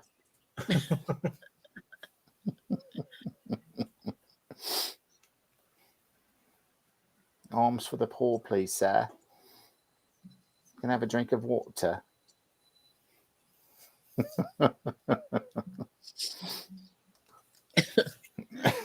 my goodness. Okay, I've got it up now. Oh,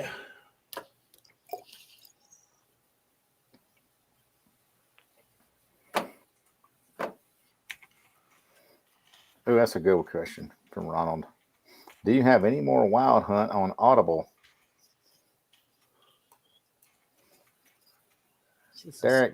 Derek Buckles. Yes, this is a spirit. Yeah, the second one, the Curse of the Wendigo, should be up for approval on Amazon anytime. I know Cam said he was almost done with that one. Yeah, I cannot wait to hear that. Angie was reading it the other night on my Kindle. I had to steal my Kindle back. She's like, "It's so cool you're in the book." I don't know how he. Oh, there's 18 people currently eligible. Okay. Oh boy. I still don't understand how to run Nightbot, but I've got it up and running. Y'all keep commenting. Yeah, definitely keep commenting. Let's expand that pool a little bit.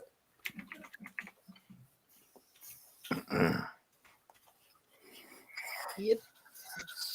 A little more water And then in we'll get back on topic. Maybe. Yeah. Aw, really? Aw, look at that. Meg sent us hearts. No. Only a 22 girl. eligible. Let's There you see. We'll give it. It's 9:31 now. At 9:35, I'll roll it. So you got 4 minutes for everybody to get comments in. 25 are eligible now, with 74 in the eligibility running. Everybody throw some comments in there, even if it's just a couple of letters, just as long as you got a comment in there.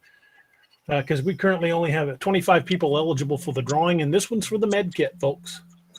That's right. So get in there and get your comment in. Ladies and gentlemen. And Naoma, who was your friend Kelly? Kelly Shaw, yeah. Yeah. I'd like to talk to her husband too, man. I'm kind of he's a Templar expert. That'd be a great one to have on there. Fascinating. I mean, absolutely fascinating.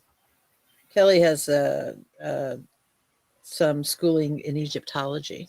Nice. Oh, that's very cool. Derek Buckle says, "DA, have you thought about doing a TT RPG? Oh, a tabletop role playing game? I wouldn't mind doing that. Josh and I have talked about that."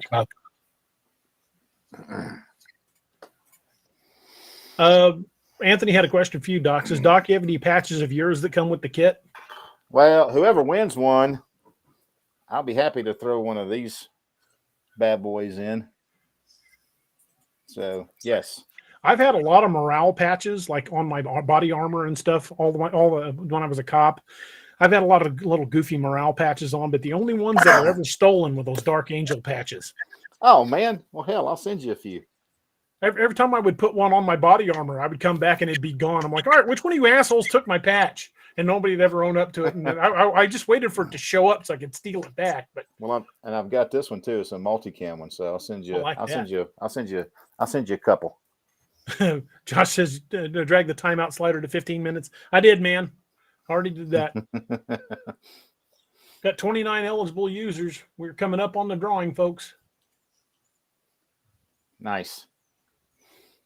And for those of y'all who, if you don't win, you can always go over to my website, shameless plug, darkangelmedical.com, and buy you a kit.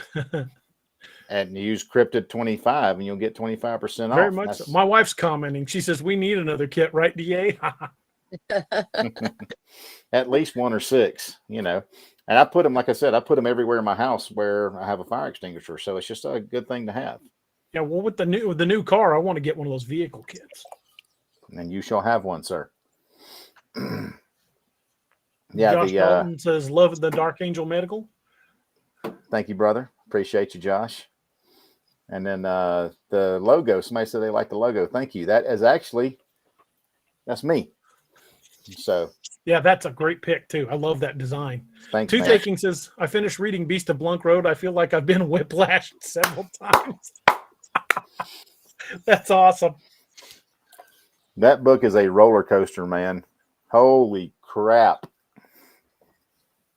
And I liked bringing back a couple of familiar faces from other books. Yeah, dude, I remember I called you after that one particular scene. I'm not going to give any spoilers. I was like, what the heck is going on, dude? Because we had talked about the medical treatment, and you're like, is this fatal? I was like, oh, yeah, that's totally fatal. Yeah, I had to rewrite that scene. After I read everything, I was like, holy shnikes, man. I remember my exact question was, tell me this is fatal. I'm like, oh, hell yes, that's fatal. I'm like, okay, that's what I was going for. Yeah, I was like, yeah, they're pretty much done, dude. For sure. Yeah, it's a great book, man. John Abraham says that book was a gut punch. It was. What was that, Noam? I'm sorry. I was reading. You can't sew their head back on. That's true. Well, you can. It just won't always. It doesn't really help unless you're building Frankenstein. Yeah, exactly.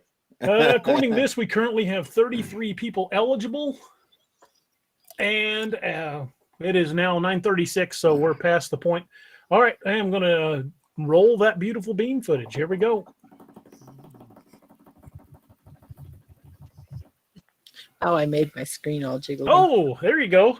Nightbot says Sam Melton has won the giveaway.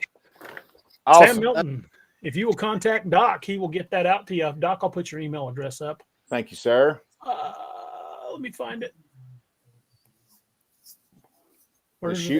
Sam, congratulations, man. And shoot me whenever DA gets the email up. Just shoot me your shipping address and everything like that, and we will get it out to you as soon as we can. I'm heading to Scottsdale on Friday at the butt crack of dawn, and I'll be back Sunday night, and then I'm heading up to Dillon, Colorado to teach a law enforcement class up there on Monday. I won't be back in the office until next Thursday, but I'll do my best to get it out to you. Doc, I don't have it. Can you want to just type it into chat? Absolutely. So Sam? Go ahead, Doc. Sam, here you go, brother. And there you go. Carrie at darkangelmedical.com. And for anybody else that wants to get one of those kits for themselves, you go to darkangelmedical.com and use discount code cryptid25 for 25% off. And you will not find a better kit out there. And I guarantee that. And I appreciate that, man. And if you, in the order notes, if you write in T Moden patch, or rocker, I will throw one of those little T Moden rockers on there, and we'll get it out to you. And if you ever use our kit to save someone's life, not for a boo-boo or anything like that, but in a no crap situation where somebody's life is saved, you send what's unused back to me. I'll inspect it, make sure it's serviceable. I'll repack it and put new components that you used in there, reseal it, and ship it to you. That's called our Kit for Life Guarantee, absolutely free of charge. Try not to send any unused body parts. Yeah, I don't want anything that goes into a red biohazard bag. No thanks. Well, I'm leaving Nightbot up and running because we're going to do a few more giveaways over the course of the night, and I'll just leave it running. So everybody, just make sure you keep your comments current. Every few minutes, just throw something random in there, and that'll keep everybody active. We still have 33 people eligible for the next one, so I'm keeping Nightbot active so I don't have to go through all that again. Bill Sloan says the one thing I hated about Blunk Road when one of the characters lowered their standards a lot. I was thinking, damn, I'm right here, not with him.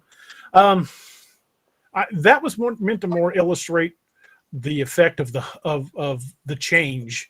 not so much that they had lost their standards, but that's how powerful the change was. So that was not just meant as a character changing moment, but how powerful the change was. And anybody that's read the book will know what I'm talking about there. So I'm not going to give any way spoilers, but that's just to demonstrate what happened, how strong how strong the hold was. Look, any woman my age knows how strong the change is.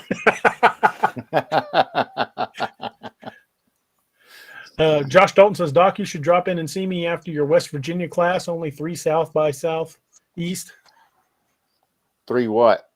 Miles or hours? Either one. Who knows? Yeah, I gotta fly into Dulles for that class. That's gonna be interesting. Yeah. Yep. So what we got on Templars? Werewolf had a funny one. Says, maybe you didn't understand. I wanted a kit. Josh Dalton says, hours. Sorry. Oh, okay. Well, Werewolf, I mean, 25% off is a pretty sweet deal. You'll get a $200 kit for about $155. That's better than anything else out there. And you get the kit for life guarantee. If you use that kit right. to save a life, Doc will replace anything you use in the kit for free. I carried one of those kits on my duty belt for years as a cop, and I can't imagine a better kit to trust my life to. And every place I worked, I made sure that the people I worked with knew where the kit was, and what it was for. Because if you're working a dangerous line of work, if you're a cop or a volunteer firefighter or corrections officer or security, that kit is probably going to be there to save your life. That's Odds right. are really good you're going to be in a position where that kit's probably going to have to be used on you. And the kit for life guarantee still applies if it's used to save your life. Absolutely. And I'll be happy to replace it. And that's one of the things, man, is, and also if y'all want to get a kit, but you're wondering about, I don't know how to use it. We train people how to use this stuff. Go to the website and check out the training. We do free online training videos. And I've actually had customers save other people's lives who didn't have a chance to come to the class. They didn't have a chance to come to class, but they bought a kit. They watched the online training videos because knowledge truly is power, especially in that kind of situation. And then we DA and Naomi and I, we always talk about this. If you're out in the woods at nighttime, you're out, doing your cryptid hunting, whatever, you trip over something and impale yourself or rip something open and you're bleeding profusely, chances are you're not going to be right next to, a hospital. You're not going to be close to EMS. And having some sort of good trauma kit on your person is definitely a win. And, and somebody said, I'll just use my old homemade one. That's fine. As long as you got good stuff in it. Cause I believe it, whether you buy mine or somebody else's, or, we're here in Colorado and people are big on rolling their own. And if you roll your own med kit, that's pretty awesome, but just put good stuff in it. So that's my big thing. Ron Yelton says, Naomi, does your husband call you if he hears noises at night? My husband, CPAP machine, which killed all the snoring and the noises he hears at night. They don't hear anything anymore. And my wife liked your comment about women your age. She said, touche, Naomi. Well, I know what Naomi's husband's not going to give her, and that's a gun. He needs to be able to sleep peacefully. Dead Man said, DA, try to include the Navajo Skinwalker in one of your books. That's going to happen. I'm not going to say when, but it is going to happen. That's going to be a good one. That'll be cool. I have to get John to talk to you about that one. Carrie, this one's for you. Sal Paso says, Carrie, I'm a former EMT. Which is the best kit that I should get? Either this one, this is the dark, or the spear kit. Either one of them. It's a very comprehensive trauma kit, and with the knowledge you have, you'll be totally fine with that. Lanita Bryant says, you need to give away an IR drone. Use the footage on your show. I would love to have one for myself. Man. I would. Yeah, those an IR drone would be fantastic, but they're a little pricey. Yeah. Give one away. No, I want one. Yeah, I just want one. Those things are not cheap. Papa Bear says, massive car accident right down the road from me today, and it took first responders 30 minutes to respond. It's a perfect reason to have a kit. Absolutely. Because 911 is not always a quick response. Yeah. People ask me why I carry a handgun, because the average 911 response is 8.5 minutes, but a hollow point travels at 1,150 feet per second. I carry a gun because the cop's too heavy. So I mean that's except Doc, you could carry him in a chest kit. You can carry me on your back, but you know that's or a good sized cargo pocket. And Papa Bear has an excellent point. I mean, you know, I always tell people you're your own first responder. Period. Exactly. John Fusco says, even save hikers, campers' lives. Great product. Yeah, thank you. Appreciate that, man. Yeah, absolutely. Bill Sloan says, I'll be ordering a kit soon. I keep my spear in the truck and an ouch pouch in my tackle box, but I do need another one. You need like 4 of them, Bill. Support that small business. Yeah, business is way down, y'all. So I ain't saying that to be a sob story, but this is a slow time for us. So any word y'all get out to folks, that we'd appreciate it, because it's just me and one other dude in the shop doing it. That's fine. We're just filling orders and packing the kits. Eli Harrison says, when seconds count, med help is minutes away. Sometimes you have to be your own hero. Amen. Doc, have you got a kit to break down for us tonight? Man, you know what? Since we got the spear, I think I might have talked about it in another show, but since we talked about it, let me break open this spear kit here. That'll work. And let me pull this belt off of my rig here. Put this device over here that people might not want to see on YouTube. All right. So here's our spear kit, and you can see this super cool Team Odin. Let me put the light over here so you can see it better. You can see that Team Odin rocker right there. If y'all can all see that. So the spear kit is designed to be on a belt, or it's designed to be carried on like this little battle belt I have, but it's deployable from either side. That's the big thing for me, is I like to have stuff that I can reach from either side. It's secured here by these little Fastex buckles, and you just snap the buckle, pull your kit out, and whoop, I'm hung up on my leg strap. So you get your kit there. On the top of it is going to be a tourniquet. Okay. So tourniquet readily accessible. You can use a cat or a soft T. I can pull this red tab here in the middle and pop it open. And there's all the good stuff right in here. I have 2 chest seals under here. I have a Mylar blanket for hypothermia or hemorrhagic shock, a pair of nitrile gloves, a pressure bandage.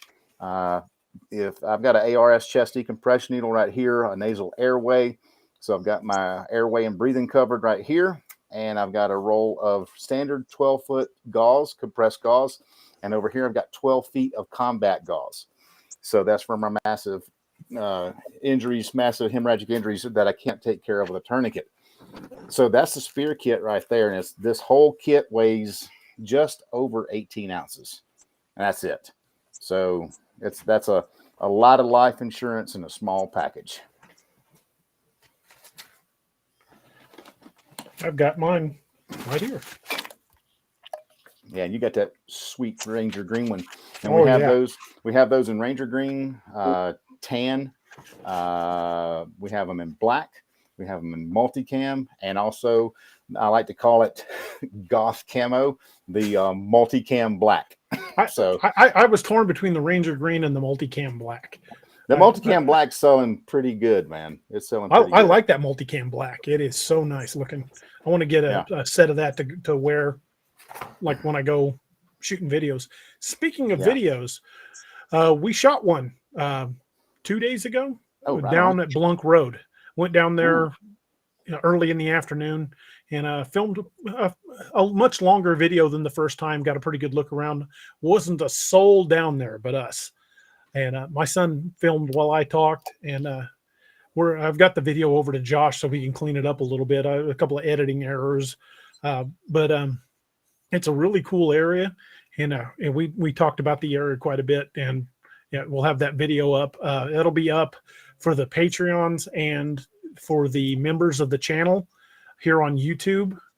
before it goes up live. So if you're a member of the Patreon or of the YouTube channel, then you'll be seeing that video coming up pretty soon. Excellent. I can't wait to see that. That'll be rad. Cool. Yeah, Derek has a good question. Has it been analyzed, DA? No, I recorded it and sent it to Josh. I have not gone back over. I watched it a couple times. My microphone's pretty sensitive, so there's a couple times when the wind gusted up. He's going to have to see if he can clean up the audio a little bit. But I did not look through it looking for anything in the woods. But there's a lot of woods around there. So if anybody sees anything in that video, I'd love to hear about it, because I didn't.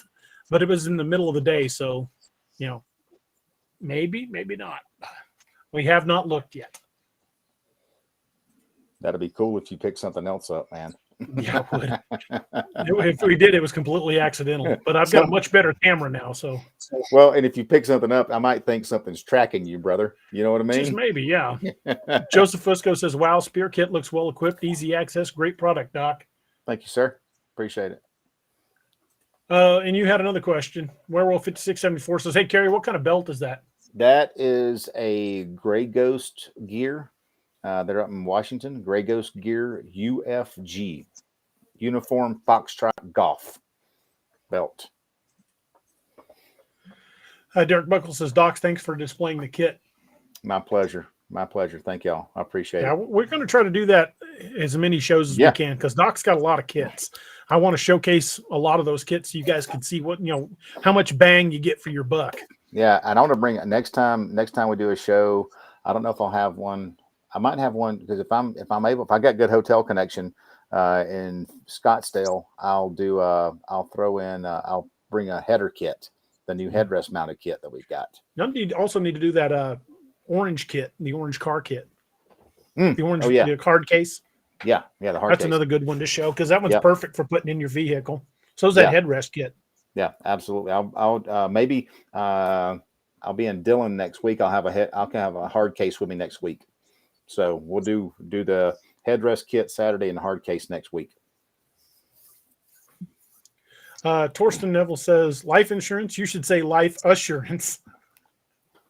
Good point. Absolutely.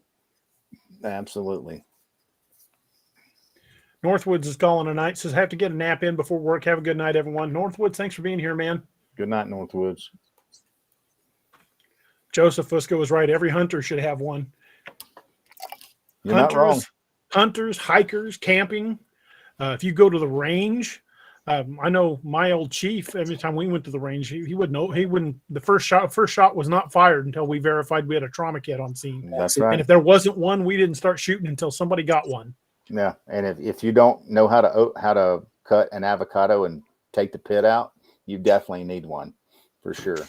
Or if you hang out with friends who say, "Hold my beer and watch this," you definitely need a med kit. If you've ever ended a story with, "Well, that didn't work." Derek Buckles has a good point. He says, "Doc and DA, have you thought about including a kit breakdown in the back of the books?" Doc, I already put a Dark Angel Medical promo in the back of the book. If you could come up with like a 1, even 2-page little outline of different kits, I could throw one in the back of a book. I'd be happy to do it. Absolutely, brother. I appreciate that. Yeah, I can definitely do that for you. Sal Paso says, "Yeah, man, I was one a long time ago. Spent 10 years as a volunteer firefighter and EMS." Yeah, first responders need kits. That is an absolute fact. Yeah. To me, it was as necessary a part of my duty belt as my weapon and my handcuffs. I mean, that kit could be used to save someone's life or even your own. I mean, if you're a first responder and you don't have a med kit, you're living on borrowed time. That's dangerous. Absolutely. I was at a local law enforcement agency yesterday with one of the training guys, one of their SWAT guys, and we met it was about 4 hours, went to the range and everything like that. And we were talking about the kits, and he's like, "You'll be surprised how many guys don't even want to carry one." And I'm like, "Man, we offer a great, a 25% off code for law enforcement, veterans, anything. But these guys definitely need them because they're the first ones on the scene. And if something bad's happening, EMS could take 7-8 minutes to get there. Between them, being on scene and EMS arriving, that can be the difference between life and death, literally. So I'm a big proponent. I'm kind of passionate about this stuff. So I'm like you, DA. I could get on my soapbox and I could take a long way around the barn on it. But if y'all come to one of my classes, you'll definitely see what I'm talking about. And again, if you can't make it to one of the classes, make sure you go over to Dark Angel Medical's YouTube page, because they've got a lot of great videos on how to do basic first aid and how some of these kits work. I've watched a ton of those videos. In fact, I'm going to go over to YouTube and pull up the link to Dark Angel and just put it in the chat. Oh, thanks, man. Appreciate it. Now, we got a lot of videos on there talking about our kits and different levels and things like that. And the level on the kit is just based on what kind of hemostatic gauze it has in there. And that's just honestly just a difference in the label. So it's all the same stuff. Folks, I just posted the link to Dark Angel Medical's YouTube channel in the chat. Guys, go over and give them a like and subscribe, and check out their videos, because there is tons of videos on there that'll help you out with stuff. Yeah. Derek, he said, I can't imagine a SWAT not having at least one kit somewhere. Yeah, all the SWAT team dudes do. They carry our kits, which is actually really cool. But the patrol guys, they, a lot of those guys don't have a trauma kit. They may have a tourniquet, which is awesome, but they may not have a med kit on them. And that's something that needs to definitely, I think there needs to be a paradigm shift in mentality, because there's a lot of institutional inertia out there where, well, we've always done it this way. Well, just because you've always done it that way doesn't mean it's right. And so, like DA, I mean, he carried one. God, man, how we've known each other for over a decade now. Mm-hmm.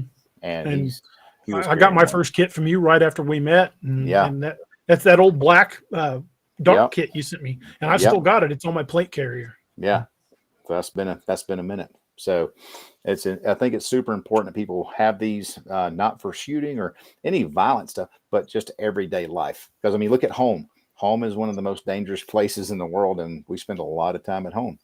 And so it's a good idea to have that kind of training and that kind of product there. Can you see this little red mark on my wrist there, or on my hand? The burn? Yeah. Yeah. That's Thanksgiving. Yeah. I mean, just having some burn gel and, and a piece of gauze can Sylvadine cream. Out. Heck yeah, man. Oh, dude, that Sylvadine is some awesome stuff. Heck yeah, it is. Awesome stuff. Thanks, Joe. Appreciate it. Can you guys hear what's going on outside my window here? It's a little freaky. Got a dog man watching the show with you?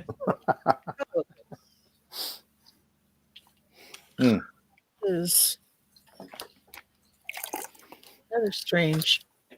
I'm sorry to derail you there, DA. I didn't want. Oh, not a problem at all. No. Before we jump back into the Templars, how about we give away an audio code? Ooh, heck yeah. Let's do that right about. Well, it's 3 minutes till 10. We'll do an audio code in 3 minutes. So if you guys haven't monkey rolled in lately, I've got currently 22 people eligible for the drawing for an audio code. Werewolf said, I heard a thump. Oh, that was just me knocking something off when I pulled the curtain back to look outside and see what the heck's out there laughing at me. Y'all start commenting, man, because a free audio code. Free. That's one of my favorite 4-letter words. Give you the freebie jeebies. Really want to know what mine is? What's that? My favorite 4-letter word. Sale. Cake.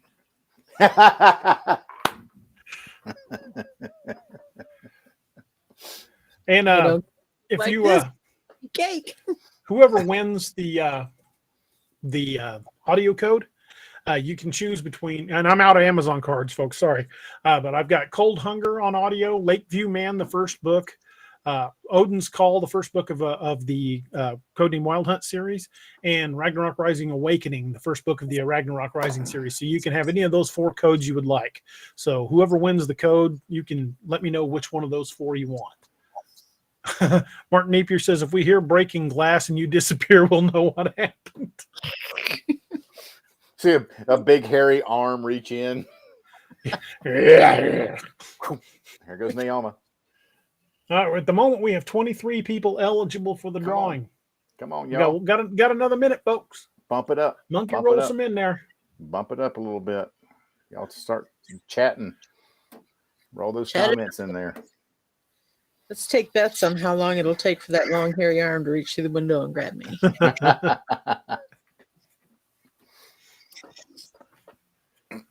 Yeah, Lanita says, make sure to film it, Naoma. Yeah. Well, it's live, so we'll be getting Yeah. a copy of it. Naoma be live streaming it with her phone.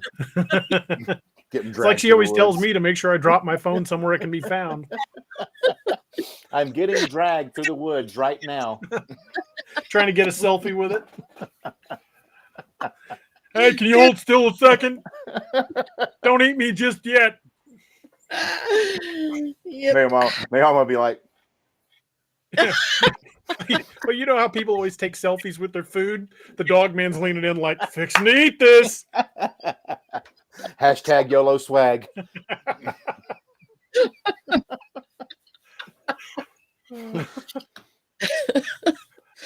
Oh, shoot. All right, it's 10 o'clock. Let's roll the audio code. And drum roll. Joseph Fusco has won. There you go. Nice, Joe. Congrats. Has won the audio code. So if you will, Joseph, if you will get a hold of me here, there it is. Email me at daroberts@daroberts.net, not .com, .net, and and give me your name, and I will, and which audio code you want. Remember, there are 4 different ones to choose from. There's Cold Hunger, which I co-wrote with author Kat Dahman, Lakeview Man, which is the first of the Lakeview Man series, Odin's Call, which is the first of the Codename Wild Hunt series, and Awakening, which is the first of the Ragnarok Rising series. So let me know which one of those 4 you would like in the email, and I'll get that emailed out to you tonight. Heck yeah. Well, dude. All right, now we'll get back to the Knights Templar, the topic at hand. I'm going to go ahead and let Nightbot roll again because we've got at least another book to give away. Oh, heck yeah. And it's autographed, isn't it? Yeah, it will be. I'm not going to autograph it until they tell me how they want it. The next one we give away will be Odin's Call, the print edition, Dead Tree edition. Lucky. Before the night's over, we might have an interesting photograph to give away, too. It's the hairy arm reaching out and Naoma going, that'll be the next T-shirt. Oh, Lord have mercy. That's Hashtag indigestion. Hashtag spicy. Damn straight.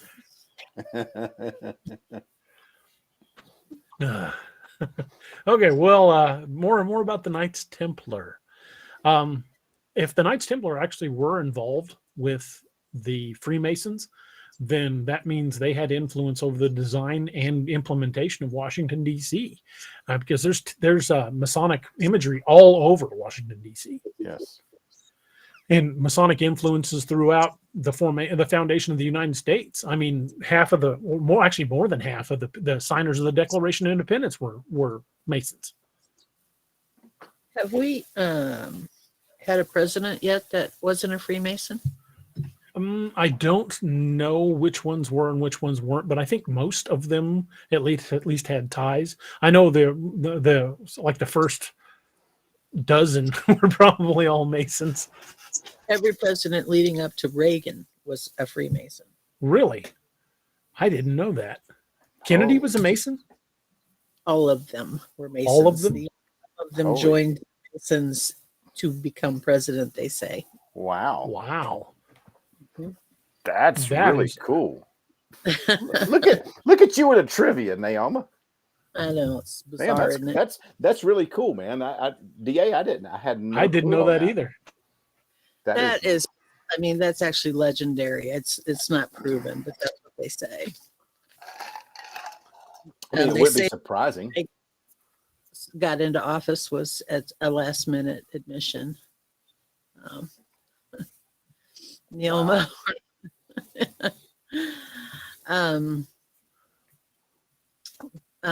But I do remember reading that Reagan won the election after a last minute admission into the Freemason. Of course, that goes into some pretty serious conspiracy theory. Mm-hmm. Well, we've been known to put on a tinfoil hat or two on this show.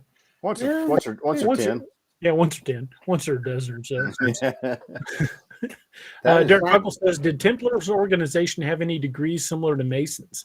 As far as I know, the ranks within the order, well, there were 3 main ranks. There were noble knights, non-noble sergeants, and chaplains. Most of the Templars themselves, 90% of the organization were not combatants. They were basically just like the military today. You've got the 11 bang bang grunts out on the front line, and then just hundreds of freaking support personnel that support those guys. The Knights of the Temple were very much like that. There was the frontline combatants, and then everybody in the background that basically provided support, kept them supplied, kept them in training. So, there was really only 3 main ranks. There was the noble knights, the non-noble sergeants, and the chaplains. But of course, you also had grandmasters and people that were in charge. But that was the 3 main ranks. It wasn't set up much like the Masons, where they've got like 33 degrees of order. The Templars weren't set up like that. Yeah, I mean, is it, I don't, correct, like I said, correct me if I'm wrong earlier.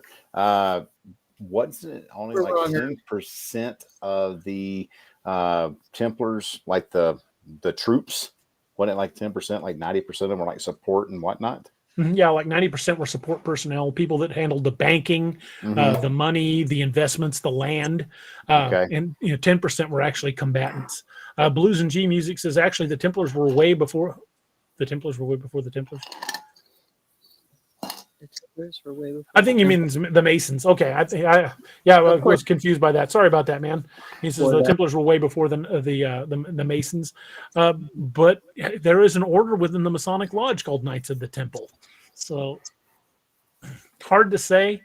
I think there are a lot of parallels, and it would not shock me that considering the influence the Masons have, that if the Templars don't have some sort of origin in the creation of the Masonic, because the Masonic Lodge was created in Scotland, and that's where the Templars went to ground.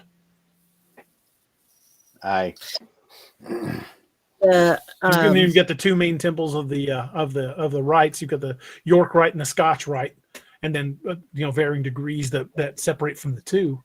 But there's actually 4 Masons. Really? There's the ASMC and the AMSC and the MSAC and the AMMSCC, but they all come back to, for whatever reason, they all come back to one. So like you got one guy here at the top and the 4 come out. And depending on where you're at, I mean, there's 2 in the United States, and one has 24 states, and one has 24 states, but then one of the Carolinas and Washington, D.C. are their own, and they all 4 go back to the big one, and some of them have 99 degrees, some have 33. They don't have a set of rules. Yeah. And pretty much everybody knows the initiation. You're led into the room from the west to the east with your blindfold on, and you have no shirt on and one pant leg pulled up, and that's all symbolic. The blindfold is that you don't see the light. You're going from west to east because the light comes from the east, and the Grand Poobah or whatever his name is at the other end. Grand Poobah. Coy, how'd you get that big motorcycle up on that high dive anyway? Buddin'. And the Ray Stevens references. Love the shrine. Anyway, so and the 2 not having shirt on proves you're not a woman, and the one pant leg up is symbolic of being well um, sound body. And then the knife is put to the chest, and God, it's bizarre that I know this stuff. And asked, "Do you feel this?" And then at the end they say, "What do you see?" And you say, "I see the light." And they take the blindfold off, and you're a Mason. Now everybody knows that. That's a pretty common. That's not hard to, but to go up the ranks, those ceremonies are pretty secretive. Camo Dad 72 says, kicking off. Thanks, guys. Good topic. Wish we could lay out the true history of things. It'd be interesting to hear. Yeah, I wish we were privy to the inner workings of some of this stuff and knew the full history. But a lot of the history has been completely lost to antiquity. But thanks. Thank you for being here, and I hope you have a great night. Thanks for joining us. Thank you, man. Appreciate it. Blues and G Music said, all my father's family, all the men were Masons, not me. Same. My dad. Yeah, my dad was. I have a Masonic Bible in my living room, in fact. My husband's grandfather was a grandpa. I believe my grandfather was, but my dad wasn't. I don't think my father-in-law was. Yeah, my dad was for a number of years, and and then he was ordained in the ministry, and I know he left it, and I've got his old Masonic ring. Nice. Yeah, which is actually pretty cool. But yeah, it's interesting.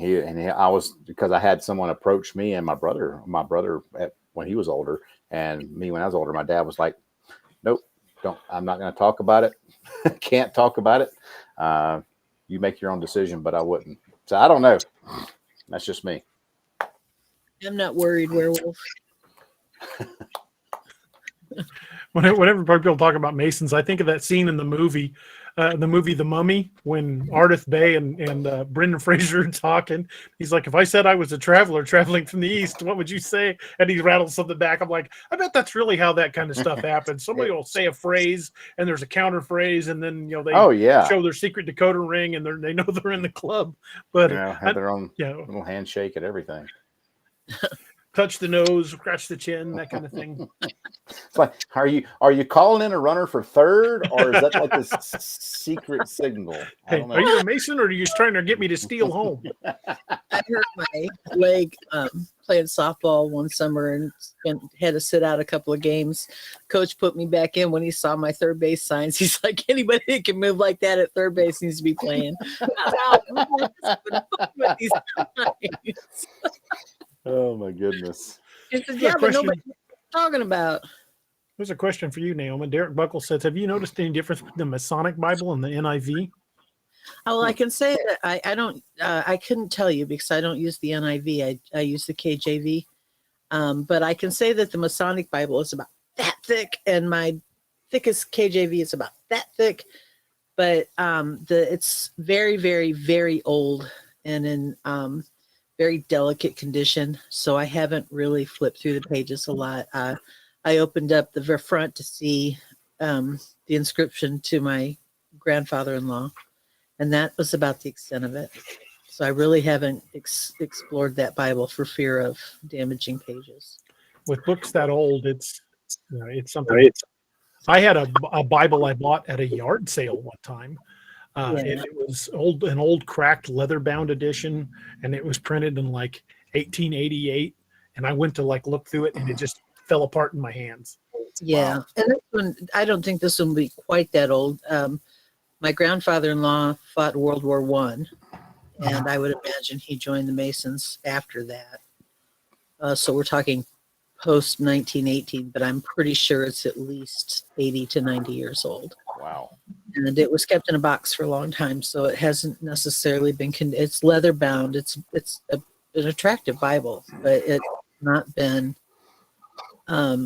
Basically, when my husband when my mother-in-law and father-in-law moved to northern Illinois, they left all of their religious roots behind, and they didn't attend church and things like that. Which I find hilarious because my husband married me and he's a total atheist. And he's like, how did this happen? And I'm thinking, you're wondering how this happened. I got to explain you to God someday. But, anyway, but we found it in a box, and my husband let me bring it home because it's a Bible. No one in his family's interested in it, so I have it displayed in my living room. That's really cool.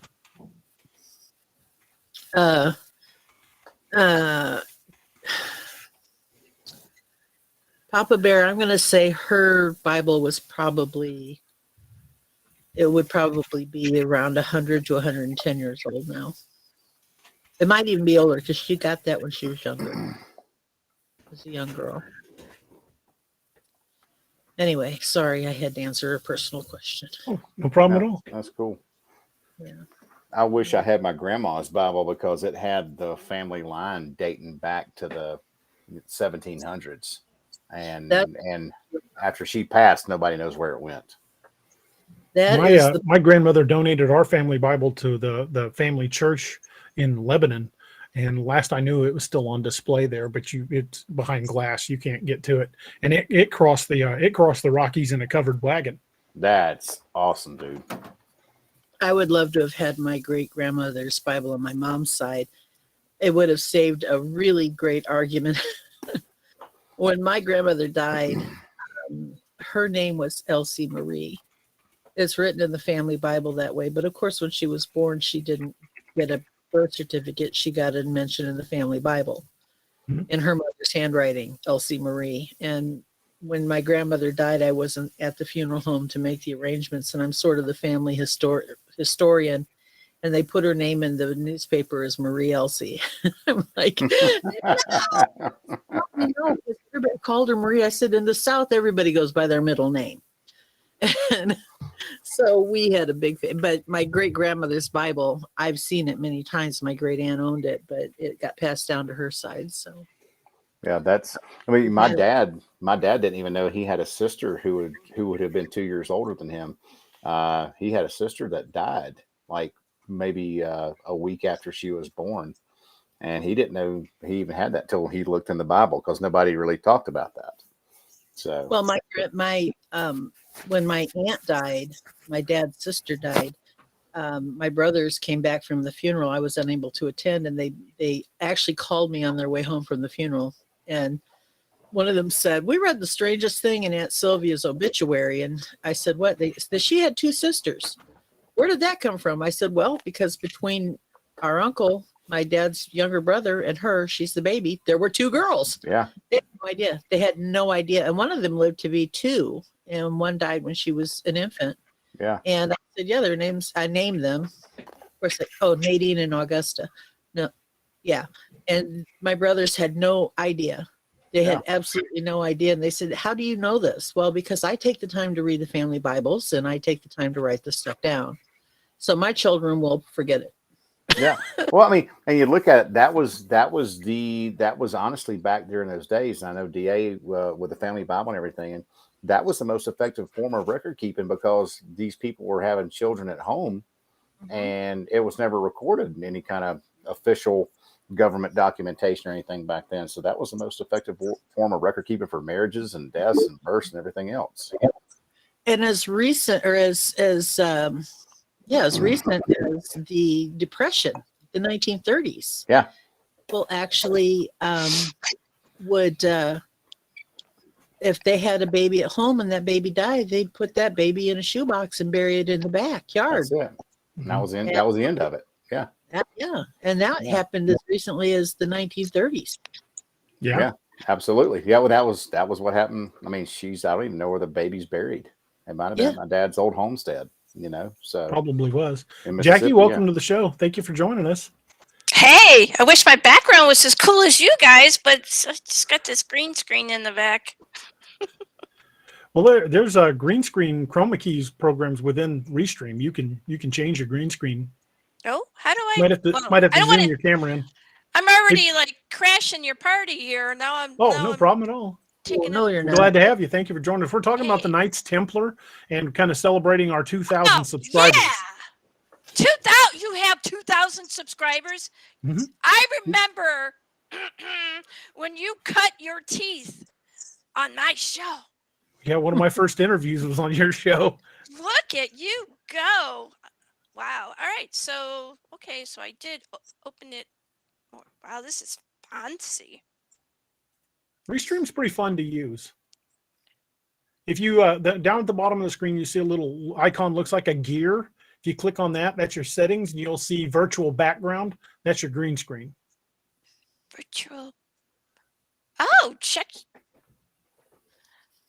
They give you all kinds of warnings about what you. All right. Well, continue talking while I'm screwing around with this. Mark Please. Napier says he did the Napier family genealogy back to 1275. That's awesome. That's really cool. I can only go back to 1804, I think. Well, that's not true. I can go all the way back to the Viking, and that was in the 870s. My dad Right. always said that he was afraid to research our family history because he was afraid there'd be more people hanging from the tree than actually in it. I had 2 cousins hanged in Texas in the 1870s for horse thieving. More outlaws than in-laws. Yep, exactly. Well, on my mom's side of the family, we had family up from up near Kearney, Missouri, and my grandfather on my mother's side was named after a supposed cousin. My grandfather on my mother's side was Jesse James West. We're related to Guess the who he was named after? That's pretty cool. That's very cool. Well, I mean, Yeah. that was their stomping grounds, wasn't it, DA? Mm-hmm. Yes, it was. All over Missouri. We're related to the Youngers, but through that, we're related to the Jameses. Well, the Youngers and the Jameses were first cousins.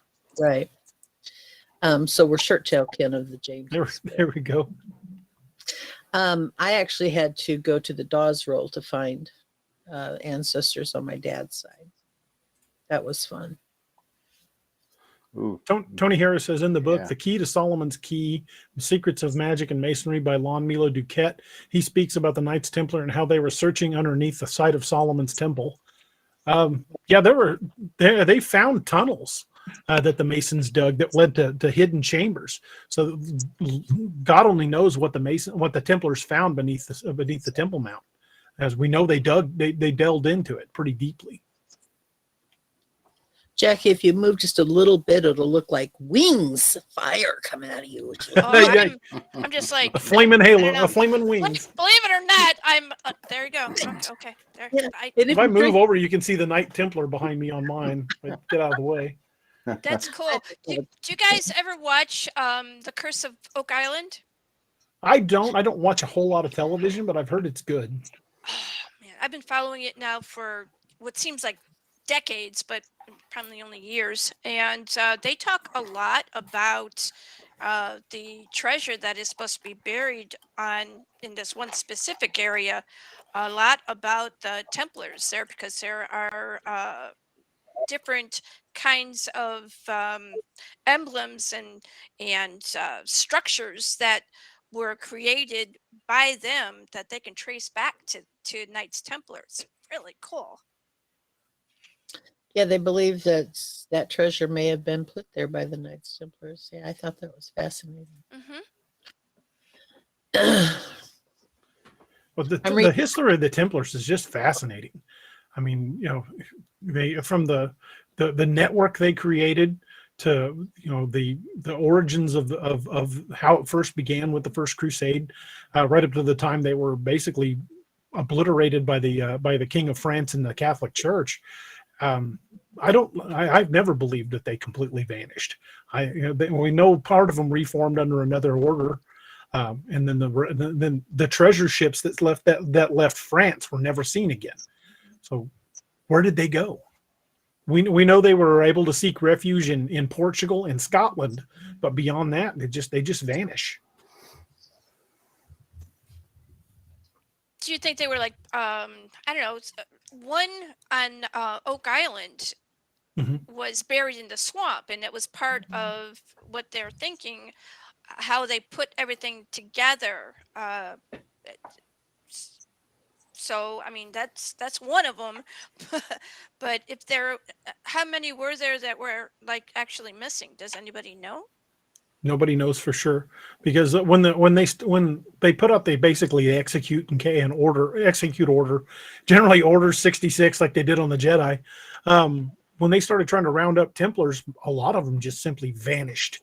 And when they tried to seize the treasures, a lot of them were just gone. The Templars were smart enough to not put all their eggs in one basket.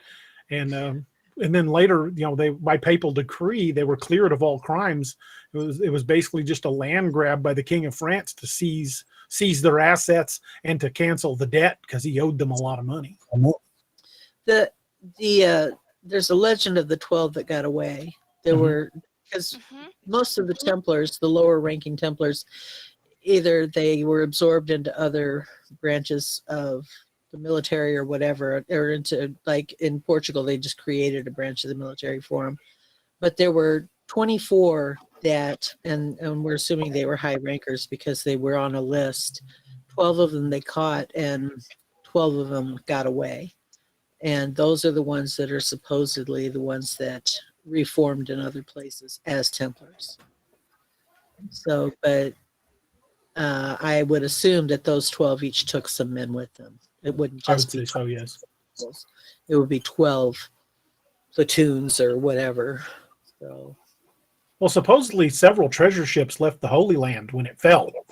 And I believe, if I remember correctly, they hit a storm, and at least one of the ships laden with treasure sank somewhere in the Mediterranean off the Holy Lands.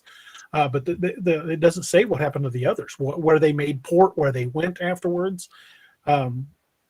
If they went to Portugal and Scotland, it wouldn't be a huge leap of the imagination that they went on to Ireland and maybe even to the United States, because the treasure just vanished, and nobody knows. We may never know where it went. Right. They were not cleared. Somebody asked when they were cleared by papal decree. 700 years later. 700 years later? So from... Well, there was never any real evidence that they did anything that the King Philip claimed they did. He just seized on rumor and used it as an opportunity to cancel the debt that he owed to the Templars. Of course. Basically, it was history's biggest smear campaign. I mean, So how many people were? I'm sorry, go ahead, Naoma.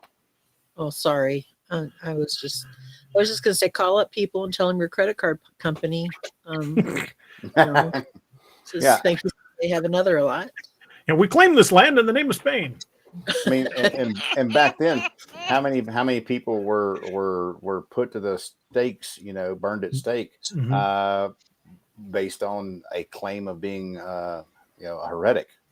Yeah. So, well, the Salem witch trials are the same thing. There was really never any evidence, just a couple of young girls that started making wild claims. Yep.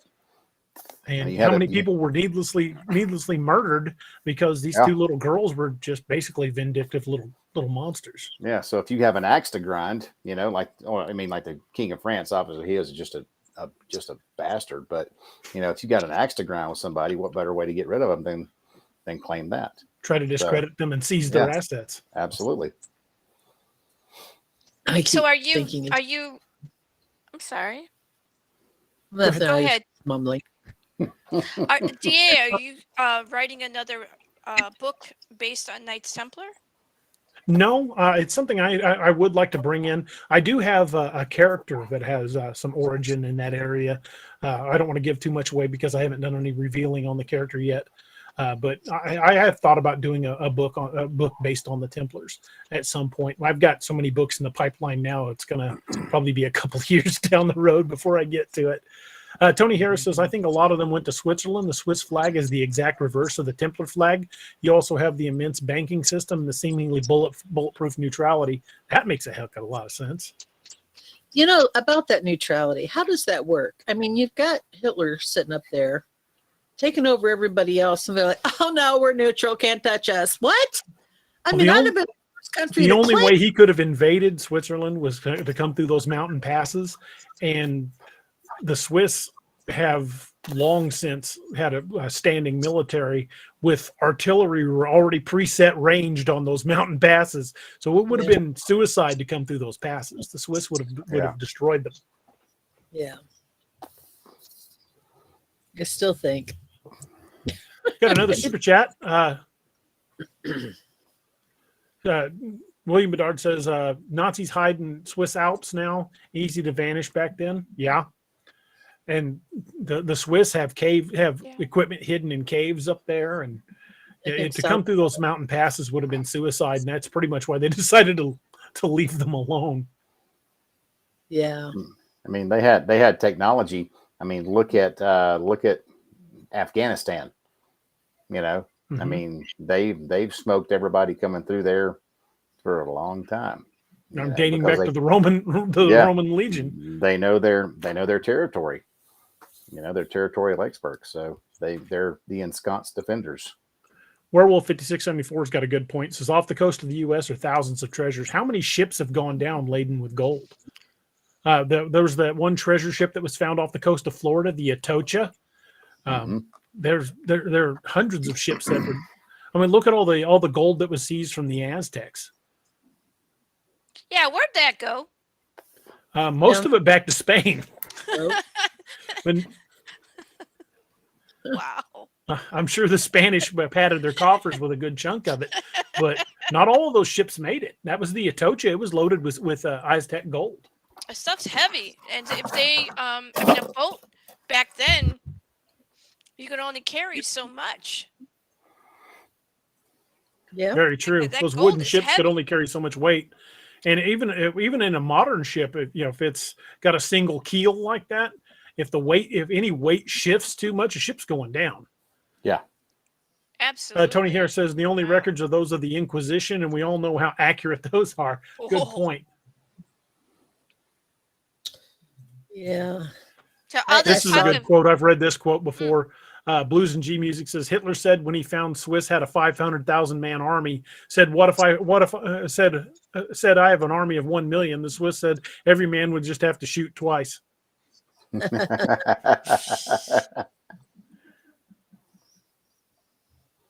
Nightbot brought up a good point. If you guys are enjoying the show, please hit that like and subscribe button. Share the video with your friends. That helps us continue to grow the channel and to expand the audience. Let people know that like this type of content, and help us grow the channel and bring in more viewers. And we can keep doing shows like this and sharing crazy information and ever expanding the size of the tinfoil hat. Okay, so I'm looking for that like and share button. If you go to the YouTube channel, you won't find it on the on the restream. But if you go to the YouTube link, I will post the post do that. I'll send you the link in the private chat, because if they're watching the show, they're already seeing the YouTube link. But if you go to that link I just sent you in the private chat, you can like and subscribe to the channel there. I hope I didn't just click myself out of it, but all right. No, you didn't disappear, so you're still here. Ta-da! This is, I like this setup. This is very nice. Restream works really well. I've tried a lot of the services like StreamYard and Melon and several of the others. We tried several before we settled on Restream, and I really like the way this one works. Was Melon the one that didn't like me? Yeah, Melon didn't like all of us. It would log me out at random times. We'd be in the mid-show, and I'd just go, boop. Like, what the heck? I hate that. We had to restart the show a couple of times, didn't we? Like, yeah, we had to restart the show a couple times with Melon. As it would say, like, you've been idle for too long. We logged you out. I'm like, no, I haven't, but I'm on a live show. I've been freaking idle? What are you, stupid? Jonathan Ross Signoli. Awesome, thank you. On there. Hit the button and the all sign. Sweet. And the everything. Ring, ring, ring, ring. And another one. Yay. Jonathan Rossignol says the Templars couldn't exist within the military-industrial complex of today. Any Templar today would be nothing more than a LARPing ideologue. That's right. That's why they evolved. Like we were saying, 90% of the Templars weren't first-line combatants. They were the people that controlled the money. They were the people that managed the lands and the businesses that they owned. So when 90% of the Templars vanished, it was more than likely the banking people, the money people who vanished. It was for the most part the soldiers were the ones that were persecuted, the masters of the temples. So I would say when the money disappeared, the people that knew how to manage the money were the ones that were with it.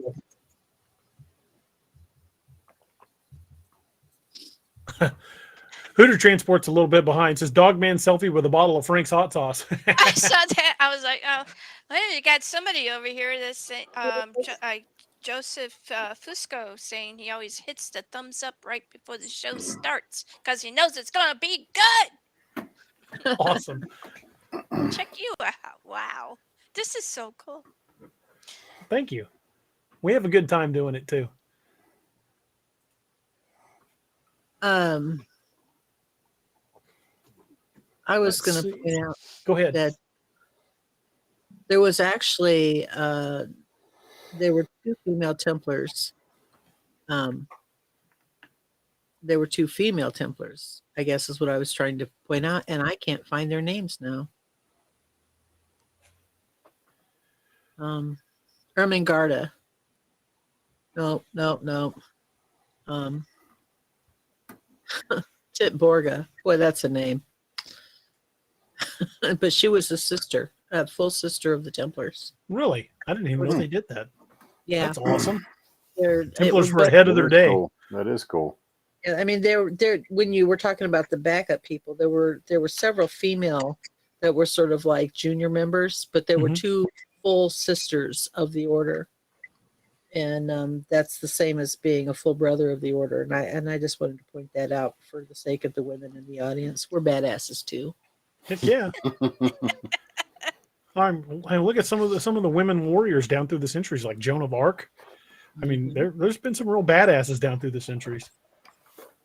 We are going to do another giveaway in 10 minutes. At 10:45, we'll give away the other book that we're going to give away, and that'll be this one. What you got? The Codename Wild Hunt Odin's Call. Oh. And I will autograph it and make it out to whoever wins, and you can have whatever you want me to put on it. I'll be happy to put on that. So we'll give that away in 9 minutes at 10:45 my time. So make sure you're getting your comments in there. Right at the moment, we have 18 people eligible through Nightbot. So if you haven't commented for a few minutes, get one of those comments in there. And as Nightbot keeps everything, it's popping up now, up to 19 now. Get those Nightbot, comments you know in what? there. I need to like learn a few things from you because you got like freaking all this like stuff that Nightbot is one of those things that it works either really well or terrible, and you've got to kind of play with it until you get it. Fortunately, I've got a buddy that's good at that kind of stuff, Josh Jones. He's the one that set up Nightbot for us. But Nightbot will watch your chat and it will filter out certain words to make sure whatever you don't want said in chat. And you can also do giveaways. It'll pick random people for you to do giveaways. What?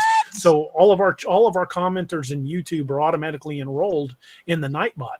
And when we roll the giveaway, Nightbot will randomly select somebody from the chat who, as long as they're active in the chat, to give for whatever giveaway we're doing. Is that a free service or a paid service? It's free. Free. I like free, but sometimes free is not so good. Well, Nightbot works pretty good, but you have to be very specific with Nightbot. Nightbot can be a jerk. Nightbot has been a jerk, and we had to put it on timeout a few times, but for the most part, it works pretty well. It's like it's kind of like a, I don't know, artificial pseudo intelligence. It's not really that intelligent, but it's very specific. If you say, I don't want this word to show up, it will hammer everybody that uses that word.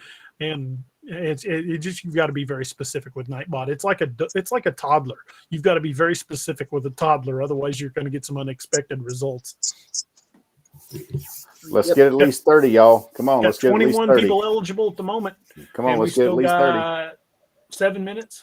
7 minutes before we give it away. DA, there's a comment in the chat bot by Tony Harris you might want to look at. This one? Yeah. Tony Harris says, The Temple and the Lodge, Michael Bagent and Richard Lay is another great book detailing how the Templars escaped to Scotland, etc., and morphed into the Freemasons. I'm going to find that book and get that. Nice. Really cool. I am going to hunt that one down. That's going to get added to my collection. I'm always looking for good books like that. I'm going to write that down right now. I started getting interested in Knights Templar when I read Dan Brown's book, and you probably, I don't know if you know about the book, or this kind of, big deal. They made a movie and stuff. A lot of it was kind of like off kilter, but that got me into researching and learning more about them. I like books that have like historical fact background, stuff that you can like go to and do research and all of that. It's pretty cool. I love historical ties like that. Yeah, I'm gonna order that one myself. Man, I'm gonna go freaking broke after being on this podcast, man. I'm gonna be buying. I have bought so many freaking books, and they're in my library now, my Kindle. Holy crap! Every time I add a book to the Amazon cart, my wife just goes, "What's this one for?" I'm like, research. It's research. I know, but I mean, as much as I travel, it's great for me to read, or if it's audiobook, I can listen to it. So, which is fantastic. This is funny. Werewolf in 674 says, "Just signed my book to Werewolf for saving my life from the Squatch."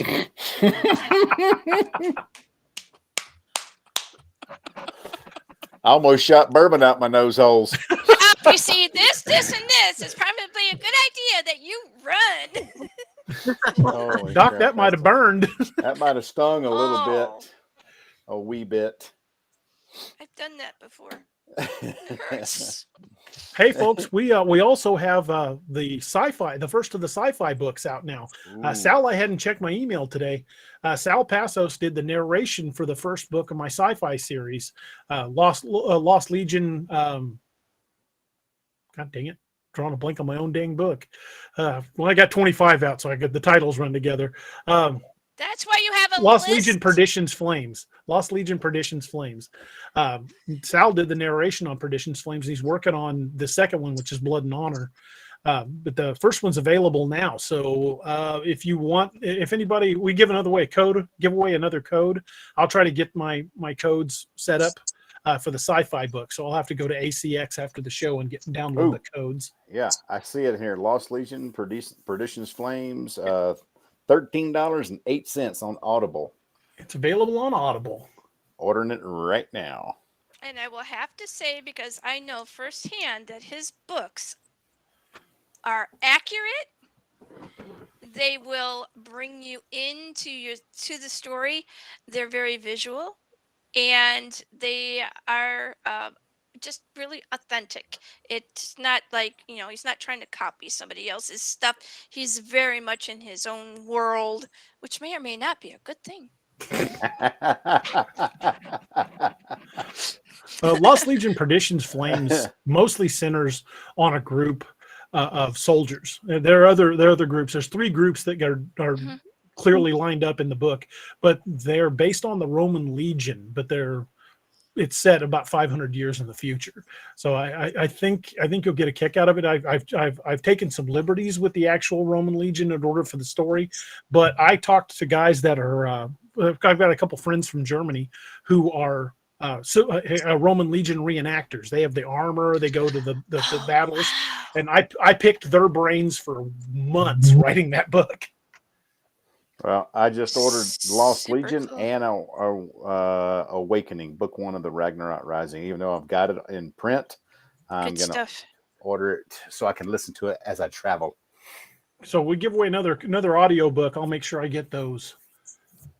Okay, it is 10:42. We've got 3 minutes until we do the giveaway. We have 24 people eligible at the moment. Come on, y'all. 6 more. 6 more. Y'all keep rolling those comments in. Get your fingers We typing. got 72 people watching. I'd love to see all 72 eligible for the giveaway. It's an autographed book. Come on. Giving away an autographed book. It's free. Come on. God. Dadgummit, Bobby, get that tourniquet off your neck. You're scaring Ladybird. Maybe we need him to spew some more alcohol out his nose or something. I know. What are you Doc's up to snarking alcohol. here for entertainment? Bill Sloan says, so Gideon will be in another series. Maybe. Let's just say every series is interconnected.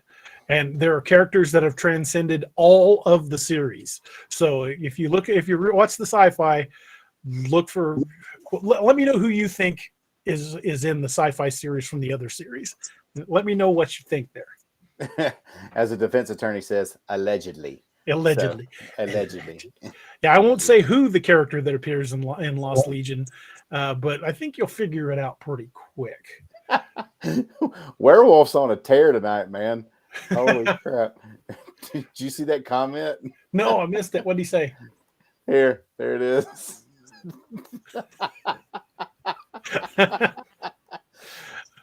I have been referred to as Dr. Death before. Yeah. Well, I said you're the R.R. Martin, the George R.R. Martin of the cryptid genre. So, yeah. Well, I told you about that show I did in Kansas City, and that old boy drove up from Tulsa, Oklahoma, just to argue with me over killing off a character. Yeah, you said he got his piss kind of hot about that. Oh, man. he was a little upset What? that he would drive 6 hours just to argue with me. It was pretty hilarious. I got to get you back on my show so we can have that discussion, because that Heck yeah. sounds like a something. So,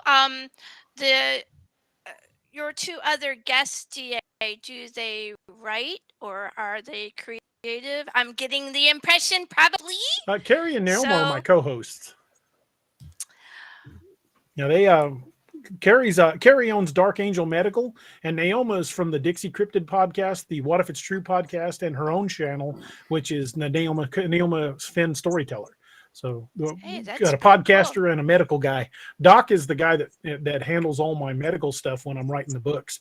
I'll call him and go, "Hey, this is what I did to this character. How do I save his life? Or is it good enough to kill him? Would he survive?"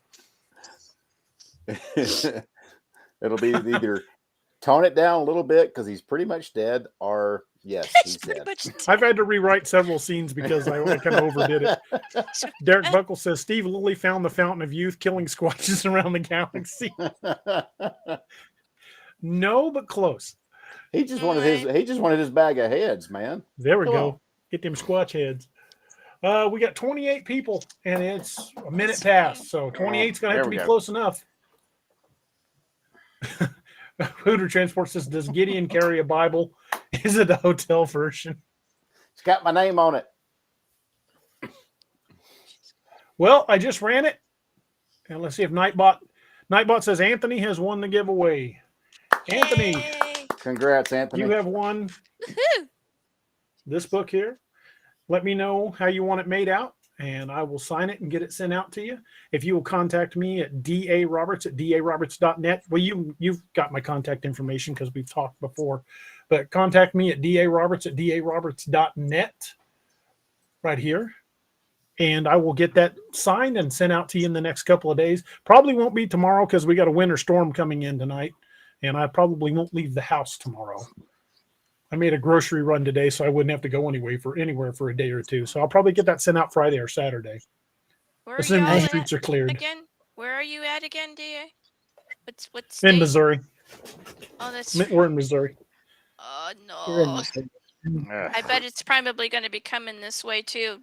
My husband said that it's supposed to rain and then freeze. I'm like, It's no. been kind of raining and sprinkling all day, and now the temperature's dropping. So It's It snowing got to right here. 55 over here. I was we were like, in the 60s what today. the We heck? got to like 64. Yeah. It was 55 yesterday. It's 18 and snowing right now. So yay. Oh, no. Corey Cole says, "DA, your impressions of the Ilvi?" Not sure what that is. What you mean by that? Let me know what your it might be a typo. Just let me know what that is, and I'll be happy to answer it. So anyway, We got a question. Keeps coming. Uh, Oh, what's the channel link? Yeah, that's cool. yeah, Jackie, if you'll send me your the direct link, or send me the link to your show, and I will post it in the chat. Oh, for mine? Yeah, absolutely. We'll plug your show too. Nah, I don't. It's okay. Oh, that's what we do. I don't know. How do you do that? Where do I put Uh, that? There's a Just- little bar at the side, at the left side of the screen says private chat. If you click the up arrow on that, it'll let you send a private message. Send me the link to your show, and I will put it in the chat so people can head over there and check it out. I mean, my screen has done this weird thing that it's like fully expanded, and I'm like, it won't let me undo it. Try hitting escape. I answer to most things, so that's okay. Yeah, my name is Jackie, but I answer to most things. Let's see. No, it's really for real. It's stuck. I will grab it. Are you on a laptop? Yes, I am. Does your laptop, switch to a? Yeah, it does all that. Like, oh, yep, maybe. And it's sticking too for some reason. Where did dude go? Did he have to go, or did he lose signal? He may have lost signal. 11 key. It's just not letting me do anything here. It's stuck. F11 didn't work? Oh, wait a minute. Hang on. I'm sorry.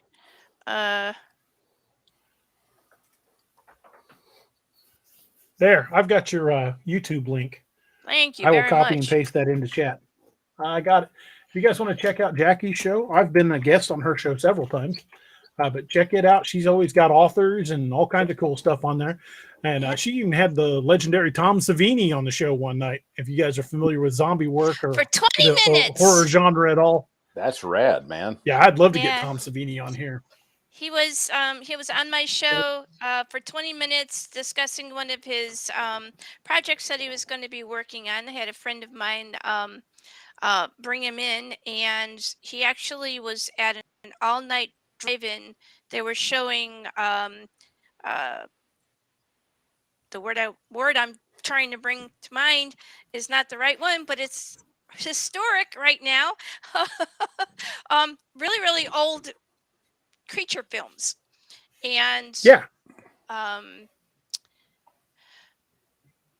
wow.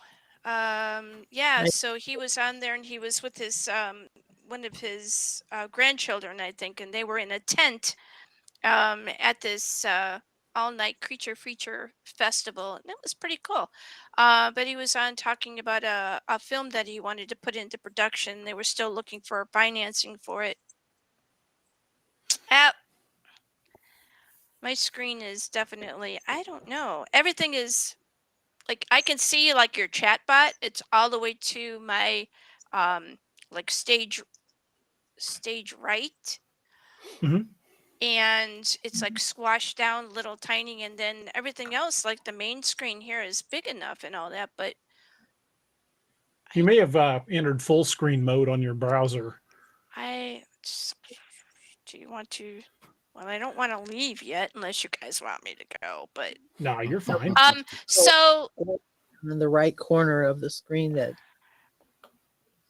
if you haven't entered full screen, it's just four little triangles put together to form a square, or four little angles. But if you have entered full screen, it may look differently. Yeah, to be in the lower right-hand corner, it's like a little dotted square. That may be the full. We may have hit that. Corey Cole says the Ivy League professor taking credit for discovering a Dogman. I'm not sure how anyone can take credit for that, since sightings date back, hundreds of years. So I don't think any current professor is going to be, oh yes, I discovered it, unless it's the like the British Museum. Oh no, that couldn't possibly exist. Oh wait, I saw it first. I get to name it. Right. Do you know that they have had sightings in Ohio? Like a ton of them. Like hundreds of them. The founder of the North American Dogman Project is from Ohio, and some of the best castings of tracks have been discovered in Ohio. Yep. Have you ever come up this way to go and look at the stuff that they found? I have not. I haven't made it as far east as Ohio to do any digging, but it's on my list. I've got Josh Jones. He helps out. He helps out with the show. Sometimes he co-hosts. He's a good friend of mine. He's working on the the video game that's based on my books. Josh lives in Ohio, and my plan is to go up there and do some Bigfoot hunting and dogman hunting with Josh. Yeah. And wasn't Nick Valenti talking about some of the stuff in Ohio too? That the show he did. Yeah, Nick's talking about going to Ohio, and he wants to go back to LBL, which I do too. Yeah. I'm planning another trip to LBL. I've already going to book my cabin for the little meet and greet and eat in March, but I want to go spend a week inland between the lakes and see what I can find. I want to do a little more digging. Now that I don't have my minivan, I have an SUV that's capable of going places the minivan couldn't go. I want to go back and really get back into some of the rugged country. I want to take Doc so we can take it side by side. I was going to say, man, I could trailer my side by side out, or we could take the truck. Heck that would be super. Come on out. We'll go to LBL. I mean, I've got my class schedule from July to August is pretty good. I mean, it's pretty wide open. So I've got some availability there. You can get up this way. I got a lot of places we could go. Oh, I'm down like 4 flat tires, brother. Heck yeah, man. Anthony says he wants to go with us. Aren't you in Florida? That's a bit of a drive, brother. I mean, Anthony, I'm coming down there to where am I going to? Daytona Beach area. So just saying. Tony Harris says Tom Savini is the horror makeup god. Savini is awesome. Yes, he is. He has a makeup school too that isn't too far from where I live, and I want to get Lee, my youngest. Man, she is amazing when it comes to doing special effects, and she has made her own makeup. She's done her own appliances and all that. She started this stuff when she was 7. And that's awesome. She is awesome. We had this one picture of her that I thought was absolutely fabulous, and so she wanted to have it blown up, like pretty good size. She was so proud of it, so she takes it to school with her. The teacher had a little conversation, let me tell you, and we were asked to politely not do that again, not allow her to exhibit her prowess for this kind of artwork. But we've also been to some hunts, and we like doing that in the fall season, and it gives the family something to do, and it's a great vent too. If you've ever done a hunt, it's a fabulous vent. And so they loved her. They were like, yeah, bring her back. That's awesome. That's awesome. A good idea. Yeah, Jackie, I started doing that stuff when I was about 12 years old. Freaked my mom out because I would like coming out with liquid latex and everything, and a derma wax, big gaping wound across my chest. And I did some stuff for some of our ads. This is my daughter's arm that I did with a big laceration. Oh, look at you. That's actually really good. So thank you. Wow. So I did a lot of special effects making. I was on a moulage team when I was at Columbus Air Force Base, Mississippi, and I had some doctors that were like, when we were doing the mass casualty exercises, they'd run up and go, "Oh my God, that's horrible!" And I was like, "It's fake." But it's fake. Yeah. But when you get that first reaction when somebody looks at something and they're like, oh, and then you gotta it's okay. No, what do you mean it's okay? It's blah, blah, blah, blah. No. It's when you get that visceral reaction from them, you're like, yes, I did a good job. Ron Yelton says the only recognized Masonic order in America is that is recognized by England is Prince Hall Masons, or known as Black Masons. Well, unfortunately we really hadn't have to give much of a crap what England recognizes since 1776. Yeah. So England can recognize whatever the hell they want. We don't care. Give me out. It doesn't matter. They all go up to 1, and then that one, it leads, the 4 branches all feed up to 1. Mm-hmm.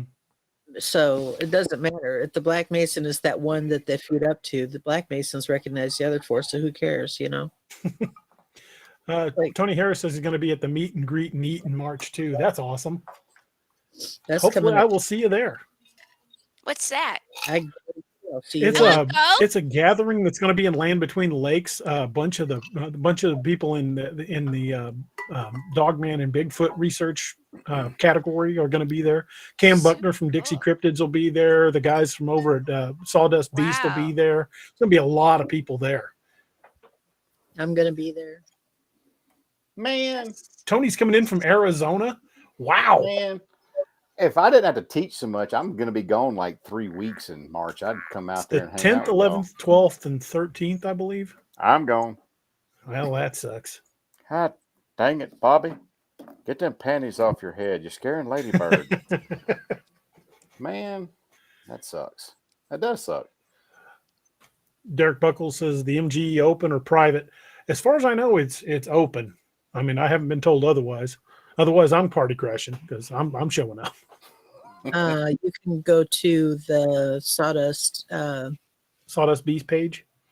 or Ooh. Facebook page You know, and let them know you're interested. Naoma, send me a link to that because if my class in Wichita, Kansas doesn't go, or I could drive right out there from Wichita. Wichita ain't too far from me. No, man, I could, because my class in Wichita is on the 9th and 10th of April at Rainier Arms Academy. So, yeah. You know who else you should get a hold of to do a class? Who's that? Right down the road here in Missouri, down in Neosho, Black Rain Ordnance. Dude, send me a link because your old chief never has got back with me, man. So I'll rattle his cage again, but Black Rain Ordnance is just right here in Missouri, and they make some wicked rifles. yeah, they do. They make great stuff, man. Yeah, Naoma, please send me that info, and then if you have any contacts at Black Rain DA, let me know. I do not. I don't know anybody there, but when you get out this way, I thought we'd just go down there. It's like an hour Okay. from here. Yeah, Just we can pop do that. in and go, hey. Well, I mean, if I'm out, Howdy. yeah, heck yeah. I mean, if I'm already out in Wichita, Blues and G music, dude. April 9th and 10th, I'm teaching a class out there. Be there, be square, man. I need some signups for that class to make it go, and then I could go out to LBL with the A. Just saying. Heck yeah. Go to darkangelmedical.com to sign up for those classes. Yes, thank you. What do you teach in your classes? I teach you how to save lives. That's Doc pretty was cool. a Special Forces combat medic. So we do all sorts of cool stuff. So I teach you how to fix anything from a simple boo up to a massive life-threatening hemorrhage in 2 days. So it's 2 like days? drinking from a fire hose in 2 days, but it's a it's a fun class, and it gives you a perceptual change. So You know who else? Other groups of people that would be interested in something like that, DA? Who's that? Authors, screenwriters, Mhm. film producers, People that want to know how to write a convincing scene. people. Hey. Yeah. Well, I mean, here's the Yeah. thing, man. I see so much misinformation in books and on screen when I'm watching TV or anything like that. I'm also a firearms instructor at a major firearms At a company, significant company. a very significant company, and That's and I see these inconsistencies and these inaccuracies. And I'm like, people need to know this stuff because it makes it Yeah. more believable if it's actually what we do in the real world. So, like, if I wanted to do an interview with you, and we were going to have that kind of a frank discussion, that might be something that you might want to do. I'd be down like a fat kid on a seesaw. That'd be a good Cool. promo for you. Yeah, man. I'd love to do that, Jackie. Yeah. Because I'm I'm Are you in private chat right now? Do you have private chat? I I think so. don't know what I am right now because I can't get to my screen stuff. Well, and here all that I'm gonna stuff post browsing. it. I'm gonna post my email. Shoot me an email with your contact info and let's chat because I'm gonna I be don't traveling know. the next week. I don't So- know where I would. Oh, there you are. There I am. Just click on that. No, I Should be cannot. able to. I think it's a clickable link. You Yeah, know what? it should be linked. I got the little arrow that's like not doing a thing. So maybe DA, if you can copy paste that for me, please, Sure. and like put it in Yeah. Messenger. Yeah. Absolutely. Yeah. I'd That'd be love to talk super with you. cool. I'd love to talk with you about that, Jackie. Where are you located, Jackie? I'm in Ohio, so Okay. like in the northeast part of Ohio, but my show is global. Okay. We've done. I have someone actually that I'm talking to right now from Kazakhstan, and he's I guess right on like the Russian border, Yeah. and he writes poetry, but like dark poetry. Most of the show that I do is based on horror or apocalyptic, and we cater a lot to those who are working in, like, say, uh, police force or ambulance workers, Good. people Good. that are in safety, um, lots of cops, lots of people that are in very dangerous situations a lot. And what they do is they create to be able to help diffuse some of these situations. And that's how I found out about a lot of them also working through stresses of post-traumatic stress disorder, Yep. and Familiar with that. using those kinds of genres to be able to help them, because some people have said that if they can make something that is way worse than what they have actually seen, then it makes what they've seen not that it's not real or not happening, because it's like No, their work, it doesn't. It but it doesn't diminish it, but it gives them admit an it. outlet. Absolutely, it's very therapeutic, and no, I've Yeah. found that through writing things and writing up scenarios and when I do things when I write little articles, it's been very therapeutic for me. So I'd love to talk with you about that. We can do that because I think it's very applicable. I mean, if you look at my training and DA and I've talked about this, Yes. it is apocalypse medicine. You Yes. know, Yeah. Because it when you really get is. when your butt's literally on fire and you need help to be able to put that fire out, you got to Yes. have the right information, and Yeah. you can't panic through it. You have to actually work through it. Have to have a My level head. I Yeah. have had a relative that said, there's plenty of time to panic after everything is taken care of, so you just do what you got to do, and then you can 100%. panic. 100%. Yeah. I was talking to my daughter. She lives at Fort Benning, Georgia. My son-in-law's in 3rd Ranger Battalion out there, and they had a duplex mate commit suicide just a couple days ago. And she's working through all that. And I said, and she called me today, and she's like, I can't get that smell, that sight, that whatever out of my head. I said, you're going through early PTSD. I know I've been there, but I've been there, done that, got the T-shirt. And so it's very, very applicable. And she's like, even because she took my class, all my kids have taken my class, and she's like, she said, even what you taught me, what you taught me was it was hard to prepare for that. And Yes. I told her, I said, sugar, I said, anytime you see that, the first time, I remember the first time I was telling DA this in one show, I was like, the first time I saw something bad, I went behind the ambulance and puked after it all Puke your happened. guts out. Yep, Oh it's yeah. normal. But I think I said, you got to work through that, talk to somebody about it. And I think we could talk about that on the show if you want to. I'd love to talk I have every offline with you. once in a while when usually my show, my show when I do a full show is a 5-hour show, All right. and it's not 5 hours for all, just one person. I have multiple things because I bring people from all over the globe. I need Yeah. different time slots and all that. But there are times when I do hardcore shows that just have to do with military, or like if you're active duty, or if you're a veteran, or if you're a veteran of whatever service that you're, have been in, police or ambulance or anything. And it what I do is I make a panel, and I'll get maybe 3 to 6 people, and I'll get everything put together, and then I'll just back away and I'll let them talk. Awesome. And Awesome. because I'm not a veteran, um, I've been privy to a lot of veteran conversation because of how long I've been doing my show. And they know that when they're having that kind of a conversation, that they can basically say whatever they need to, because that's raw. It Yeah, is what this show was based on, and when it first started back in 2012. And a lot of people really need to have that, especially now with the stuff that we've just went through these past couple of years. That has caused a lot absolutely. of trauma that wouldn't have been there if that wouldn't have happened. Oh, absolutely. And that's something we could definitely talk about, because that's right up my alley. I've been doing this for 30 years.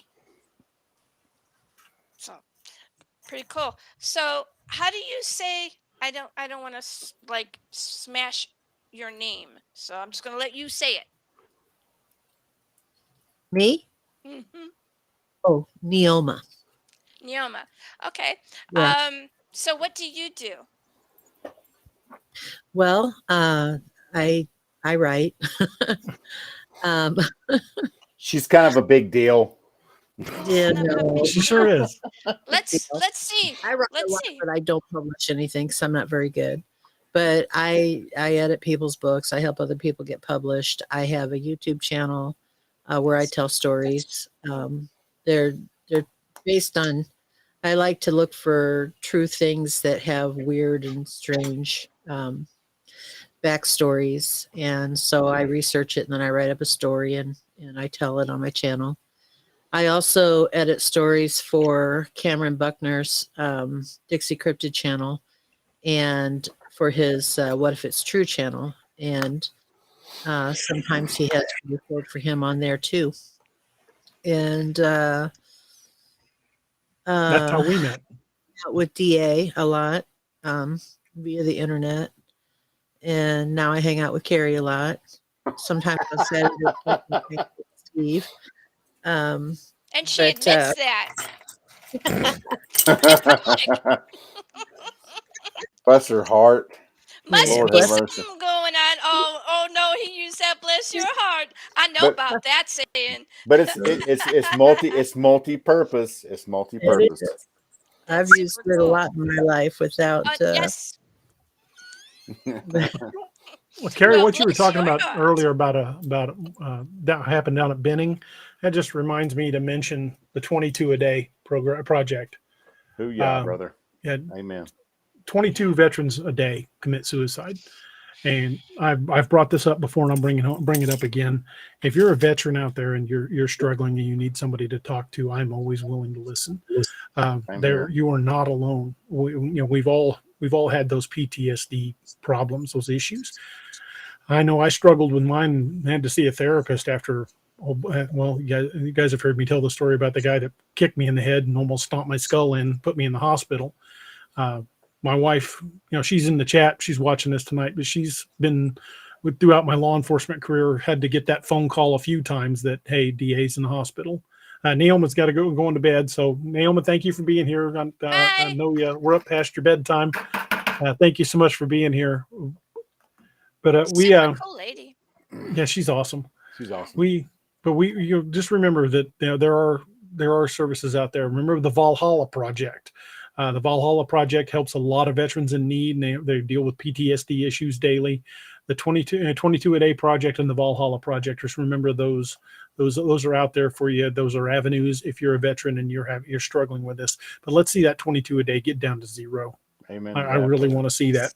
Amen to that. I mean, I even talk about that in my classes that I teach, because a lot of medical classes, they just talk about, trauma, teach this. They never talk about what happens to people after the incident. And it can be a medical incident, it can be, a use of force incident, whatever, but you're going to have some mental baggage there. And when, DA, when you and I were in, the thing to do was, suck it up and push it down, Yeah. and dude, that's the most unhealthy thing you can do, period.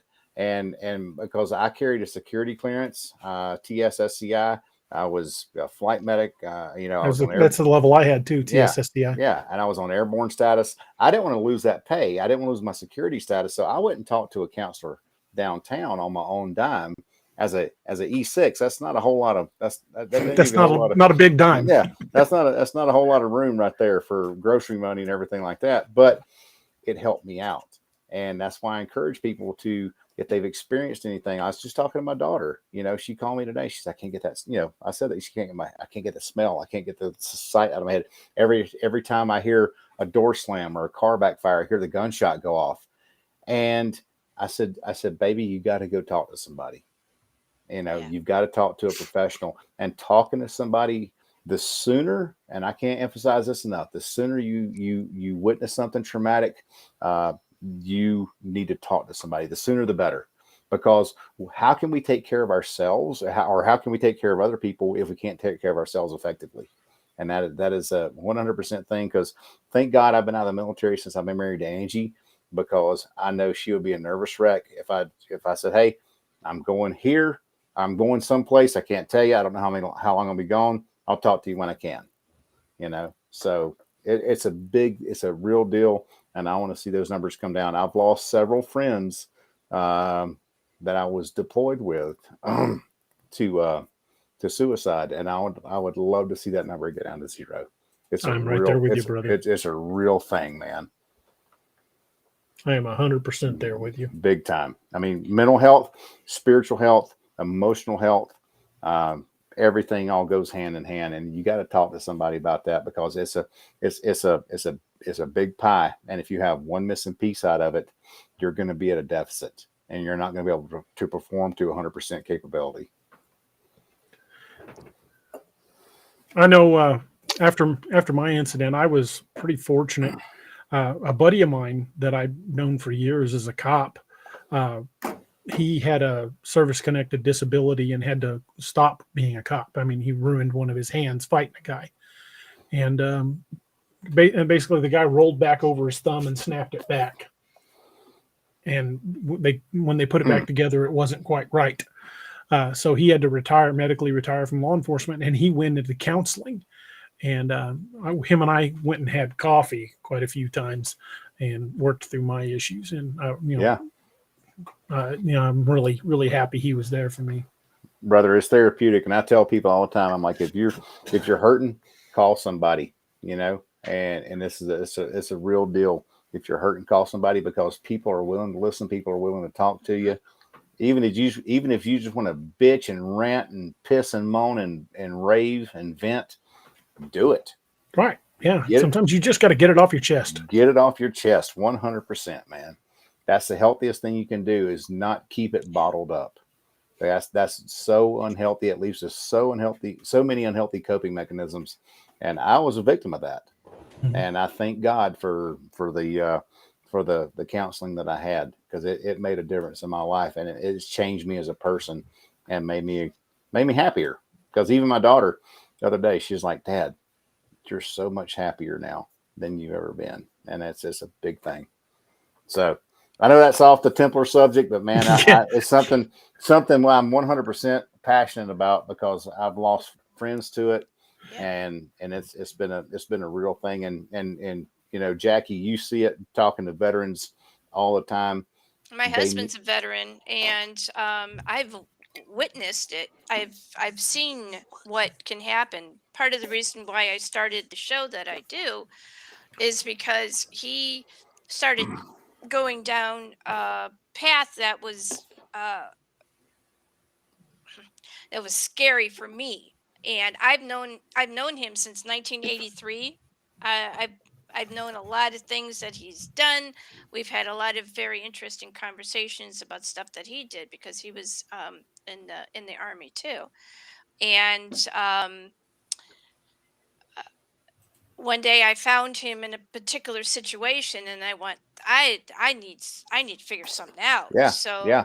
I got a bunch of his buddies together that wrote zombie, apocalyptic stuff, and I'm like, he likes talking about that kind of stuff, and he knows these people. He'd been talking with them in email for years, and I was like, I was already doing a show before, and I went to my producer and I said, "Hey, I have an idea.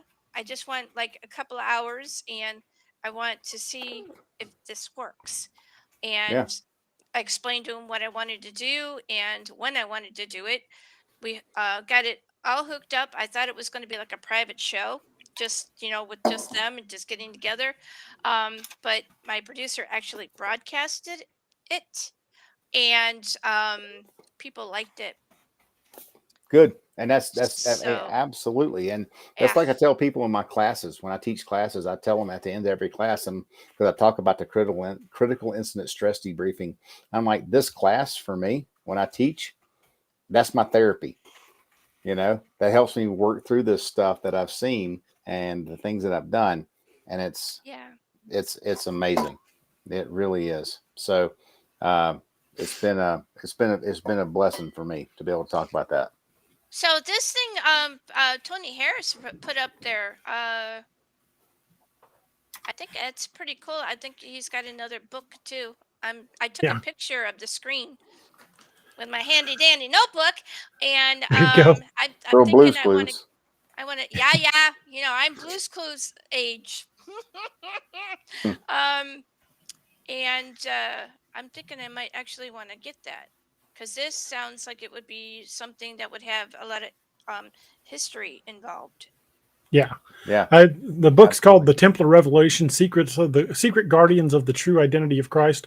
Authors Lynn Picknett and Clive Prince delve into the mysterious world of Freemasons, the Cathars, and the Knights Templar. That's another book I'm going to have to add to my I list. know, now. man. That was Keep- the other group, keep the that up. Cathars, that I was trying to think of. Very, very interesting. Yeah, because that was the other one we talked about too, Jackie, was called The Temple and the Lodge, and it was talking about the Templars going over into Scotland and Yes. where they were sheltered, and how there's so much similarity between the Templars and the Freemasons. Yeah. And in fact, there is an order within the Freemasons that's called the Order of the Temple. So it makes you wonder if there's some sort of connection there. I'm thinking there is. I'm thinking I think so too. there is. It would make a lot of sense. Yes. Yeah. And Mark Napier had talked about, he said it was on the PTSD thing. He said, "Can you imagine the PTSD that those guys went through? The Templars went through. Holy Yeah. smokes, man! I mean, they saw some brutal combat, man. Yes. Well, fighting with swords and maces and things God. like that, some of the most brutal combat in history. Yeah, it is. I mean, just watch. I mean, if you watch Braveheart, Oh I mean, yeah. Wow. holy And crap! that's not even doesn't really get that gory. It just I shows know. what happened. Yeah, it's pretty amazing. So, yeah, one more book to add to the list. I'm going to go broke over books now. Nothing wrong with No. wrong with that. It's always good to have a library. It's research. That's I probably tell going to you be what. my cause of death, crushed to death by me, my to be read pile. Like if the table finally gave out and the pile collapsed on me. Oh man. All right, guys. Well, I'm gonna go. I had a fabulous time here. Well, thank you for coming on. Really did. Thank you for letting me crash your show. Hey, Appreciate anytime. We're it. happy to have you. Great All meeting right. you, Jackie. So You can just close the browser. That's all you have to do to log out. can't do anything else because my screen is like totally locked. But anyway, lovely to meet both of you again. well. Farewell. See you, Jackie. Thank you for Love coming you, on. Jackie. Have a good night.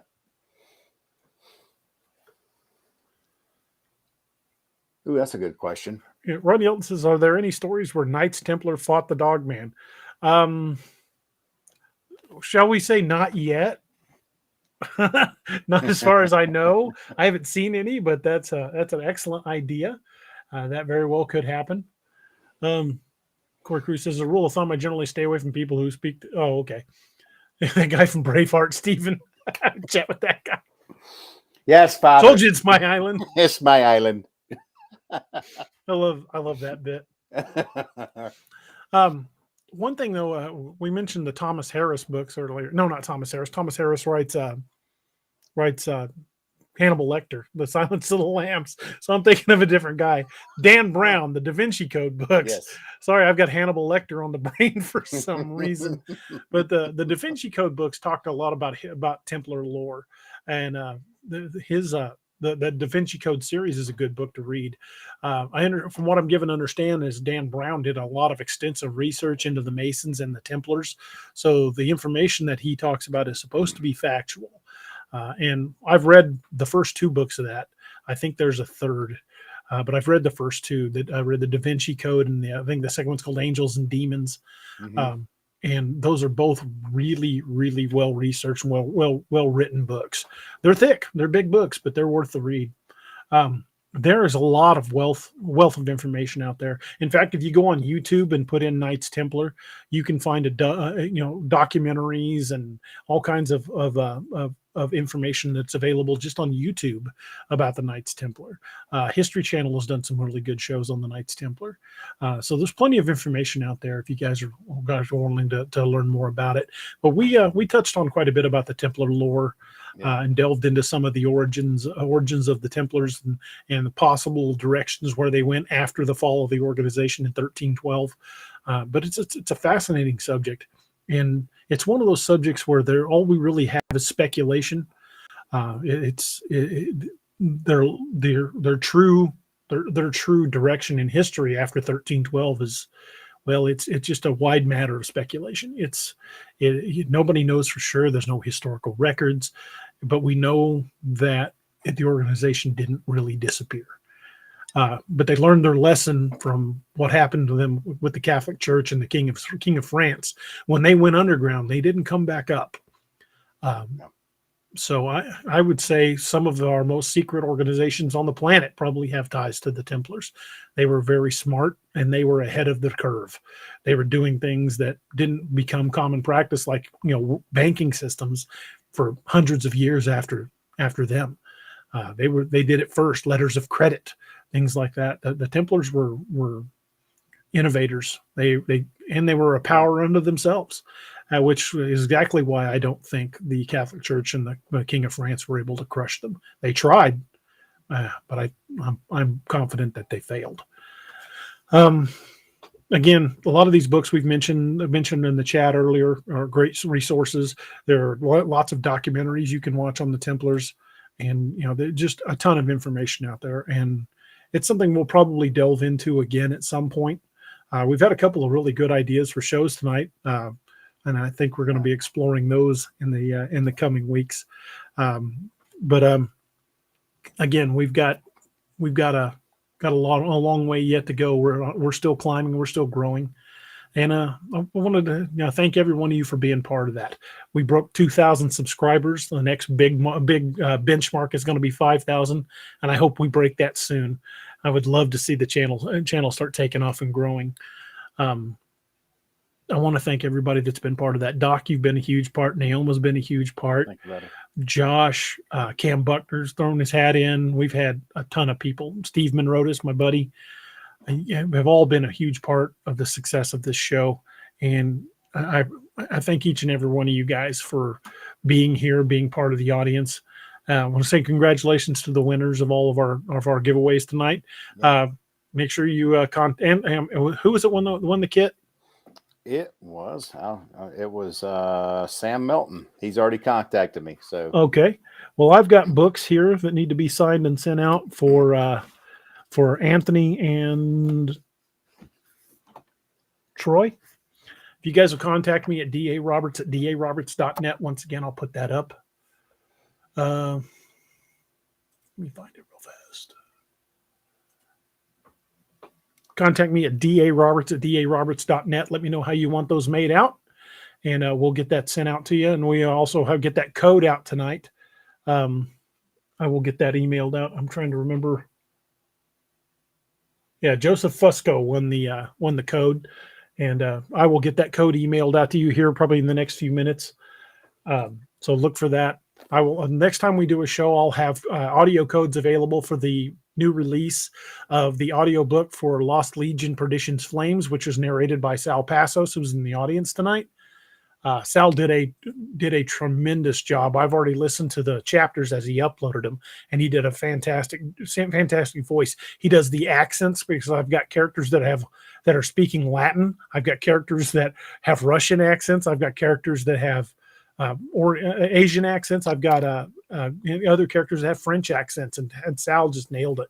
So it's a really great listen. Awesome. If you guys want to listen to that audiobook, he does a great job narrating, and I can't wait to see what he does with the next one, because as action packed as this first one is, the second is even more so. So the second of the sci-fi series is very, very action oriented, and I think you guys will really get a kick out of those. So I'll have I have a few audio codes for that book available on Saturday's show. I hope you guys will join us on Saturday when we're going to have guest Brian King Sharp from Sasquatch Odyssey, which is available on Spotify. And if you look at the show that's pending, it's already posted. You'll find the links to all that on the YouTube channel. Hope you guys will be here for that. I want to thank everybody and say congratulations to the winners. Appreciate all of you guys being here with us. Doc, appreciate you hanging so late, because we've gone 3 hours, which is kind of long for us anymore. We've been doing right at 2. But it was a big show. I mean, this is our 2000, and I really, really wanted to do something special. And thank you guys. Thanks everybody. Thank you to everybody that took part in the show, and congratulations to all the winners. And remember the 22 a day and the Valhalla Project. Veterans out there, make sure you find somebody to reach out to. And if you can't reach out to me, reach out to Doc. Our email addresses are both in the chat tonight. We are more than happy to listen. Oh, I got a comment from Blues and G Music here. I wanted to put that up real quick. He said, "Why in all the movies about Romans do they speak like British? Brits are terrible pronouncing." yeah. It's kind of like the joke Carrie Elways made in Robin Hood Men in Tights. Unlike some Robin Hoods, I can speak with an English accent. Yes. Yeah, that always cracks me up that nobody can do the accents correctly. But Sal did a wonderful job of capturing the accents and the flavor of that book. And the character of Duncan Kane really came to life with Sal. So Duncan's a good character. You're going to see a lot more of him in the next series. So look for those. And I think you guys are going to get a kick out of that. John Doe says also, I do appreciate when reactions are given on the Discord. Let me know something was seen. Yeah, definitely check out the Discord. We continue conversations like this on the Discord. John Doe's been posting a lot of cool information and documents over there. I think you guys will check him out. Sal says Duncan was fun. Duncan's a fun character. If you look up badass in the dictionary, you're going to find Duncan Kane staring back at you. That guy is so cool. I love writing him. He's a lot of fun. Mark Napier says now all American soldiers are played by Brits or people from New Zealand or Australia. Yeah. Except for Clint Eastwood's son, who does a wonderful job. If you guys have not seen the movie The Outpost, watch that movie. Absolutely. It's fantastic movie. I got the autographed book from Romesha up there on my safe. Yeah.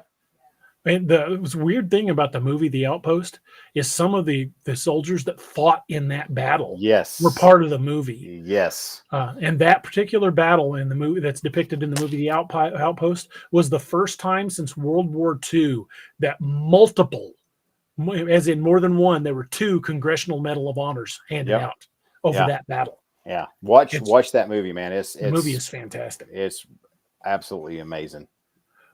But I got off on another tangent. There we go. But again, thank you guys for being part of the 2000. I hope you guys will be with us all the way to 5,000 and beyond. Let's see how far we can get this show out there. So make sure you hit that like, subscribe, and share the videos with folks to help us, kind of grow the audience and grow the channel. And people that that like this kind of content, talking about cryptids and talking about Knights Templar and horror movies and horror books and crazy stuff like that. Definitely share with people that that enjoy that kind of content, because it does help the channel grow, and hopefully we can pick up some new audience members and hopefully get more people that would like to read my books, which is awesome to me. John Doe says Siege of Jadaville is another good war film. That was a great movie. Yes, it was. Very good movie. Great film.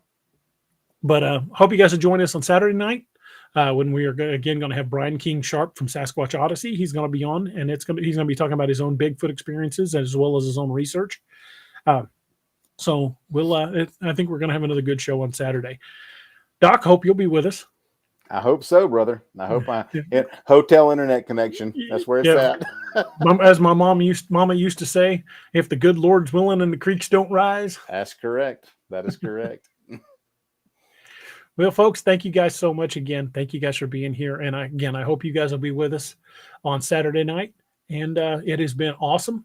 I very much appreciate each and every one of you. And I thank you guys from the bottom of my heart.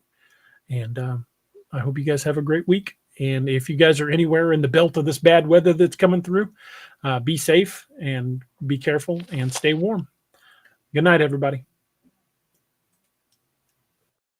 Thank you for joining us tonight on DAX Machina. If you ever have an encounter of your own that you wish to discuss, contact us at daroberts@daroberts.net. You can remain completely anonymous if you wish. Pull your covers up tight and keep a nightlight burning bright. Oh, and did you forget to lock your doors?